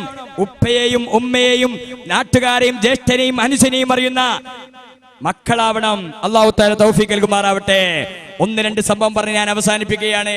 നിങ്ങൾക്കറിയുമോ, ഒരു പിതാവ് 3 മക്കളെ പഠിപ്പിച്ചു, ഡോക്ടറാക്കി, ഒരാൾ എഞ്ചിനീയറാക്കി, അഡ്വക്കേറ്റാക്കി. അങ്ങനെ ആ പിതാവ് മരിക്കാൻ നേരത്ത് മക്കളെ വിളിച്ചിട്ട് വസിയത്തായി അവസാനം പറയുന്നു, മക്കളെ, എനിക്കുള്ള അവസാനത്തെ ആഗ്രഹം എന്താണെന്നറിയുമോ? ഞാൻ മരിച്ചു കഴിഞ്ഞാൽ എനിക്ക് വേണ്ടി നിങ്ങൾ മയ്യത്ത് നിസ്കരിക്കണം. ഇവർ അത്ഭുതപ്പെട്ടു പോയി, പടച്ചോനെ, മയ്യത്ത് നിസ്കാരോ? അതെന്താണ്? അതിന് റക്കായത്ത് എത്രയാ എന്നാ മക്കൾ ചോദിക്കുന്നത്. മയ്യത്ത് നിസ്കാരത്തിന് റക്കായത്തില്ല എന്ന വിവരം പോലും ഇവർ പഠിച്ചില്ല. ഈ പിതാവാണെങ്കിലോ ലക്ഷങ്ങൾ കൊടുത്തിട്ട് ഡോക്ടറാക്കാനും എഞ്ചിനീയർ ആക്കാനും അഡ്വക്കേറ്റ് ആവാൻ പഠിപ്പിച്ചിട്ടുണ്ടെങ്കിൽ, പക്ഷേ 5 മിനിറ്റ് ബാപ്പക്കും ഉമ്മക്കും ചെയ്തു കൊടുക്കേണ്ട കർമ്മമായ ഒരു മയ്യത്ത് നിസ്കാരത്തെ കൊണ്ട് പഠിപ്പിച്ചിട്ടില്ലെങ്കിൽ, ഞാൻ പറയുന്നു രക്ഷിതാക്കളെ, നമ്മുടെ മക്കളെ പഠിപ്പിക്കുമ്പോൾ ധാർമ്മിക ബോധത്തോടുകൂടി നിർബന്ധമായും പഠിപ്പിക്കണം. ഇന്ന് അതിനുള്ള വഴികളെല്ലാം നശിച്ചുകൊണ്ടിരിക്കുകയാണ്. മദ്രസയിൽ സംവിധാനത്തിൽ പോകുന്നില്ല. അതേ സ്ഥാനത്ത് തന്റെ കുട്ടി ആരുടെ കൂടെയാണ്? തന്റെ കൂട്ടുകാരുടെ കൂടെയാണ്. 6-ാം ക്ലാസ്സിലും 7-ാം ക്ലാസ്സിലും പഠിക്കുന്ന കുട്ടി, ആ കുട്ടിയുടെ കയ്യിലുള്ള മൊബൈൽ, സുഹൃത്തിന്റെ മൊബൈലിൽ നിന്നും കണ്ട് ശീലിക്കുന്ന ചില മോശമായ ശീലങ്ങളാണ് ഇന്ന് കുട്ടികളുടെ കൈകളിലുള്ളതെങ്കിൽ, അത് പെൺകുട്ടിയാവട്ടെ ആൺകുട്ടിയാവട്ടെ, ആ രീതിയിൽ സ്വഭാവ രൂപീകരണം നടക്കുന്നുവെങ്കിൽ അവസാനം നമ്മെ മാതാവും പിതാവുമാവുന്ന നമ്മളെ എന്ത് ചെയ്യുമെന്ന് ചോദിച്ചാൽ, ഭൗതികപരമായി എല്ലാം പഠിപ്പിച്ചപ്പോ ഉപ്പ ആരാണെന്ന് പഠിപ്പിച്ചില്ല, ഉമ്മ ആരാണെന്ന് പഠിപ്പിച്ചില്ല, ജ്യേഷ്ഠനാരാന്ന് പഠിപ്പിച്ചില്ല. പക്ഷെ നമ്മൾ പഠിപ്പിച്ചത് എന്താണ്? ഇല്ല തരില്ല നെയ്യപ്പം എന്നാണ്. കൊടുക്കരുതെന്നാ പഠിപ്പിച്ചത്, പിടിച്ചു പറ്റണമെന്നാ പഠിപ്പിച്ചത്. അങ്ങനെ പഠിച്ചു വളർന്ന് ശീലിച്ച കുട്ടി അവസാനം എന്ത് ചെയ്യുന്നു എന്നറിയണമെങ്കിൽ ഈ വാർത്ത കേട്ടാ മതി. ഞാൻ 5 മക്കളെ വളർത്തി, ഞാൻ വീണ്ടും വരെ പാസ്സാക്കി. അത്രമാത്രം പ്രയാസപ്പെട്ട് ഞാൻ വളർത്തിയവനാ. എറണാകുളം തേവയ്ക്കൽ PS എബ്രഹാമിന് 5 മക്കളാണുള്ളത്. 5 പേരും ഉന്നത ഉദ്യോഗസ്ഥർ. ഇളയ മകൻ വർഗീസ് സാമുവലിനൊപ്പമാണ് എബ്രഹാമും ഭാര്യയും താമസിച്ചിരുന്നത്. ഭാര്യ കഴിഞ്ഞ 13 വർഷമായി രോഗബാധിതയായി കിടപ്പിലാണ്. മാസം തോറും 2000 രൂപ വീട്ടുചെലവിനായി തരണമെന്ന് മകൻ നിരന്തരം ആവശ്യപ്പെടാറുണ്ടെന്നും ഇതിനായി ഉപദ്രവിക്കാറുണ്ടെന്നും എബ്രഹാം പറയുന്നു. സഹികെട്ട് മാസം 500 രൂപ കൊടുക്കാൻ തുടങ്ങി. ബാങ്കിൽ നിക്ഷേപിച്ചിരിക്കുന്ന 1.5 ലക്ഷം രൂപ തരണമെന്നായിരുന്നു അടുത്ത ആവശ്യം. ഇതിന് തയ്യാറാവാത്ത തന്നെ മകൻ മർദ്ദിച്ചതായി എബ്രഹാം പറഞ്ഞു. എന്നോട് പറഞ്ഞു, ശരിയല്ല, പെട്ടെന്ന് കാശ് തരണമെന്ന് പറഞ്ഞു.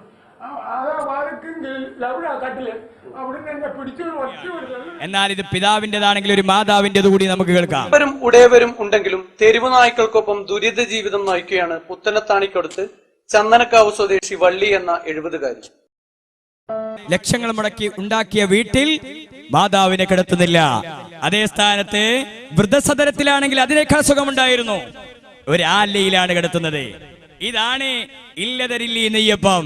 കൊടുക്കുക എന്ന ശീലം പഠിപ്പിച്ചില്ല, സ്നേഹം പഠിപ്പിച്ചില്ല, ധാർമ്മികത കൊടുക്കുന്നില്ല. അങ്ങനെ ആകുമ്പോൾ നാം ആ ഒരു അവസ്ഥയിലാവും. അള്ളാഹു തആല കാത്തിരക്ഷിക്കുമാറാവട്ടെ. രക്ഷിതാക്കളെ, ധാർമ്മികതയോടുകൂടി എന്റെ മകൻ ദീനിയായി വളരണമെന്ന ആഗ്രഹം അതുണ്ടായി തീരണം. അപ്പോഴാണ് ഹബീബ് മുഹമ്മദ് മുസ്തഫ സല്ലല്ലാഹു അലൈഹി വസല്ലം തങ്ങളുടെ വലതും സ്വാലിഹും യദഉ ലഹു, ദുആ ചെയ്യുന്ന ഒരു സന്താനം. പടച്ചവനെ, എനിക്ക് മരിച്ചു കഴിഞ്ഞാൽ പരലോകത്തെത്തുമ്പോൾ എനിക്ക് സഹായമായി നിൽക്കുന്ന ഒരു സന്തതി, അതെന്റെ പൊന്നാര മോനാവണമെന്ന് ആഗ്രഹമുണ്ടെങ്കിൽ അത് സാധിപ്പിച്ചു തരും. മക്കൾക്ക് ധാർമ്മികമായി മത പഠനം കൊടുക്കുക, നേരത്തിന് അതിന്റെ അനുസരിച്ച് അച്ചടക്കവും കാര്യം പഠിപ്പിക്കുക, ദുആ ചെയ്യാൻ പഠിപ്പിക്കുക. അങ്ങനെ നല്ല മേഖലയിൽ വളരുമ്പോൾ ആ സമയത്ത് നമുക്ക് ഉണ്ടാവുന്ന ഒരു സന്തോഷമുണ്ട്. അതേതാണ്? ഖുർറത അഴ്യുനിൻ, കൺകുളിർമ. എന്റെ മോൻ അവൻ ഡോക്ടറായിട്ടുണ്ട്, എഞ്ചിനീയർ ആയിട്ടുണ്ട്, അഡ്വക്കേറ്റ് ആയിട്ടുണ്ട്. ഏത് ഡോക്ടർ? അതോ നമ്മുടെ പള്ളി കമ്മിറ്റിയുടെ സെക്രട്ടറിയാ, അല്ലെങ്കിൽ മദ്രസയിൽ പഠിപ്പിക്കുന്ന ഉസ്താദായിട്ടുണ്ട്, അവൻ നാട്ടിലേക്ക് സേവനം ചെയ്യുന്ന ആളാണ്, അവൻ നല്ലത് പറയിപ്പിക്കുന്ന എല്ലാ കാരുണ്യ പ്രവർത്തനത്തിനും ഒരുങ്ങുന്ന ആ കുട്ടിയാണ് എന്റെ മകൻ എന്ന് പറയുമ്പോൾ കിട്ടുന്ന സന്തോഷം. അവനൊരു ആലിമാകുമ്പോൾ, അവനൊരു ഹാഫിളാകുമ്പോൾ, അവൻ മതവും ഭൗതികവും പഠിച്ച പണ്ഡിതനാകുമ്പോൾ, അതാണ് മാതാപിതാക്കളെ നമുക്ക് വരുന്ന ഖുർറത്ത് അഴ്യുനിൻ, കൺകുളിർമ. ആ മേഖലയിലേക്ക് നമ്മുടെ മക്കളായി തീരണം. അവസാനം ഒരു കഥ പറഞ്ഞ് ഞാൻ അവസാനിപ്പിക്കുകയാണ്. എന്താണ് കഥ എന്നറിയുമോ? ഒരു കുട്ടിയെ മാതാവ് കഷ്ടപ്പെട്ട് വളർത്തി വലുതാക്കി കൊണ്ടുവന്നു. അങ്ങനെ ഇവനെ ഡോക്ടറാക്കി നോക്കുന്ന സമയത്ത് ഇവന് മാതാവിന്റെ മുഖത്തേക്ക് നോക്കുമ്പോ ഒരു കണ്ണ് കാണുന്നില്ല, മാതാവിന്റെ ഒരു കണ്ണില്ല. ആ കണ്ണില്ലാത്ത മാതാവിനെ കണ്ട സമയത്ത് ഇവന്റെ ആകെ വിഷമമായി. എന്ത് വിഷമം? എന്റെ സ്റ്റാറ്റസിന് യോജിച്ച ഒരു എന്റെ മാതാവായിട്ടില്ല. എന്റെ സ്റ്റാറ്റസിന് ഞാൻ ഡോക്ടറല്ലേ, ഞാൻ ഡോക്ടറായി എനിക്ക് 2 കണ്ണുള്ള എന്റെ മാതാവെന്ന് പറയാൻ ധൈര്യമില്ല. എന്റെ സുഹൃത്തുക്കൾ വരുമ്പോൾ ഈ മാതാവാണോ എന്റെ മാതാവെന്ന് ചോദിച്ചാൽ എനിക്ക് ലജ്ജയാണ്. അങ്ങനെ അവൻ ആ മാതാവിനെ ഒഴിവാക്കിയിട്ട് നേരെ പോവുകയാണ്. എവിടേക്കെന്നറിയുമോ? വിദേശത്തേക്ക്. ജോലിയെല്ലാം ചെയ്തുകൊണ്ടിരിക്കുമ്പോഴാണ് പെട്ടെന്ന് ഒരു വാർത്ത, മാതാവ് മരിച്ചിരിക്കുന്നു. മാതാവ് മരിക്കുന്നതിന് മുമ്പ് ഒരു കുറിപ്പ് എഴുതി ആ തലയിണ ചുവട്ടിൽ വെച്ചിട്ടുണ്ടായിരുന്നു. കാലങ്ങൾക്ക് ശേഷം അവൻ വന്നപ്പോ എല്ലാ കർമ്മങ്ങളും ചെയ്ത് കഴിഞ്ഞ ശേഷം ആ മാതാവ് എഴുതി വെച്ച കുറിപ്പൊന്നെടുത്ത് വായിച്ചു നോക്കുമ്പോ ആ കുറിപ്പിലുണ്ടായിരുന്നത് എന്താണെന്നറിയുമോ?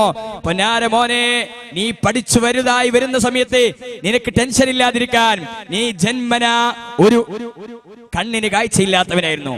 ജന്മനാ നീ ഒരു അന്ധനായിരുന്നു, നിനക്കൊരു കണ്ണിന് കാഴ്ചയില്ലായിരുന്നു.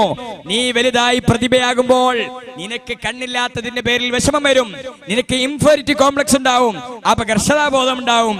അത് മനസ്സിലാക്കി ഞാൻ എന്ത് ചെയ്തു? ഡോക്ടർമാരോട് നിർദ്ദേശിച്ചു ചോദിച്ചു, എന്തെങ്കിലും വഴിയുണ്ടോ? എന്റെ പൊന്നാര മകന് കണ്ണിന് കാഴ്ച ഉണ്ടാവണം, അവനെ ഞാൻ പ്രതിഭയാക്കാൻ തീരുമാനിച്ചിരിക്കുന്നു, അതിനെന്താ വഴി എന്ന് ചോദിച്ചപ്പോ ഡോക്ടർ പറഞ്ഞു, ഒരു കണ്ണ് നൽകിയാൽ ശസ്ത്രക്രിയയിലൂടെ കാഴ്ച നൽകാം. അങ്ങനെ ഞാൻ എന്തു ചെയ്തു? ആരോടും ഇരുന്നില്ല. ഞാൻ എന്റെ കണ്ണെടുത്തു മോനെ നിനക്ക് നൽകിയതാണ്. ഈ പാവപ്പെട്ട ഉമ്മാക്ക് എന്തിനാടാ 2 കണ്ണിന്റെ ആവശ്യമെന്ന് പറഞ്ഞുകൊണ്ട് ആ കുറിപ്പ് അവസാനിക്കുമ്പോൾ ആ കുട്ടിയുടെ മനസ്സിൽ അപ്പോഴാ ചിന്ത വന്നത്, എന്റെ ഉമ്മമാരെ ഉപ്പമാരെ നാം മനസ്സിലാക്കണം, കുട്ടികളെ മനസ്സിലാക്കണം. നമ്മൾ പഠിപ്പിക്കുമ്പോൾ അവൻ നമ്മളെ മനസ്സിലാക്കുന്ന ഡോക്ടർ ആവട്ടെ, എഞ്ചിനീയർ ആവട്ടെ, അഡ്വക്കേറ്റ് ആവട്ടെ, ആ രീതിയിൽ മക്കളെ പഠിപ്പിക്കുക. നമുക്ക് കിട്ടേണ്ടത് വലതും സ്വാലിഹും യദഉ ലഹു, ദുആ ചെയ്യുന്ന സന്താനം, പ്രാർത്ഥിക്കുന്ന സന്താനം, നല്ല സന്താനം, ഖുർറത്ത് അഴ്യുനിൻ, കൺകുളിർമയാകുന്ന സന്താനം. ആ സന്താനമാകുമ്പോഴാണ് നമുക്ക് സന്തോഷം ഉണ്ടാവുക. ഖുർആനും ദീനി ചിട്ടയും മുതലാക്കി ജീവിക്കുന്ന മക്കളായി മാറുക. നമ്മുടെ മക്കളൊക്കെ ആ രീതിയിലേക്ക് അല്ലാഹു തആല മാറ്റി തരുമാറാവട്ടെ എന്ന് മാത്രം പ്രാർത്ഥിച്ച്, പടച്ച തമ്പുരാനെ, ഞങ്ങൾ ഈ പറഞ്ഞതും കേട്ടതും നീ സ്വാലിയായ അമലായി സ്വീകരിക്കണേ റഹ്മാനെ. ഞങ്ങളിൽ നിന്നും മരിച്ചുപോയ മാതാപിതാക്കൾ, ഉസ്താദുമാർ, അവരുടെ ഖബർ നീ സന്തോഷത്തോപ്പാക്കി കൊടുക്കണേ റഹ്മാനെ. റഹ്മാനെ തമ്പുരാനെ, ഞങ്ങളെ മക്കളൊക്കെ സ്വാലിഹ്യങ്ങളിൽ ഉൾപ്പെടുത്തണേ റഹ്മാനെ. ഞങ്ങൾ മരിക്കുമ്പോൾ ലാ ഇലാഹ ഇല്ലല്ലാഹ് എന്ന കലിമത്ത് തൗഹീദ് ഉച്ചരിച്ച് മരിക്കുന്ന മുത്തഖീങ്ങളിൽ ഉൾപ്പെടുത്തണേ റഹ്മാനെ. ആമീൻ ബിറഹ്മതിക യാ അർഹമർ റഹീമീൻ. ദുആ വസിയത്തോടെ അസ്സലാമു അലൈക്കും വറഹ്മത്തുള്ളാഹി വബറകാതുഹു.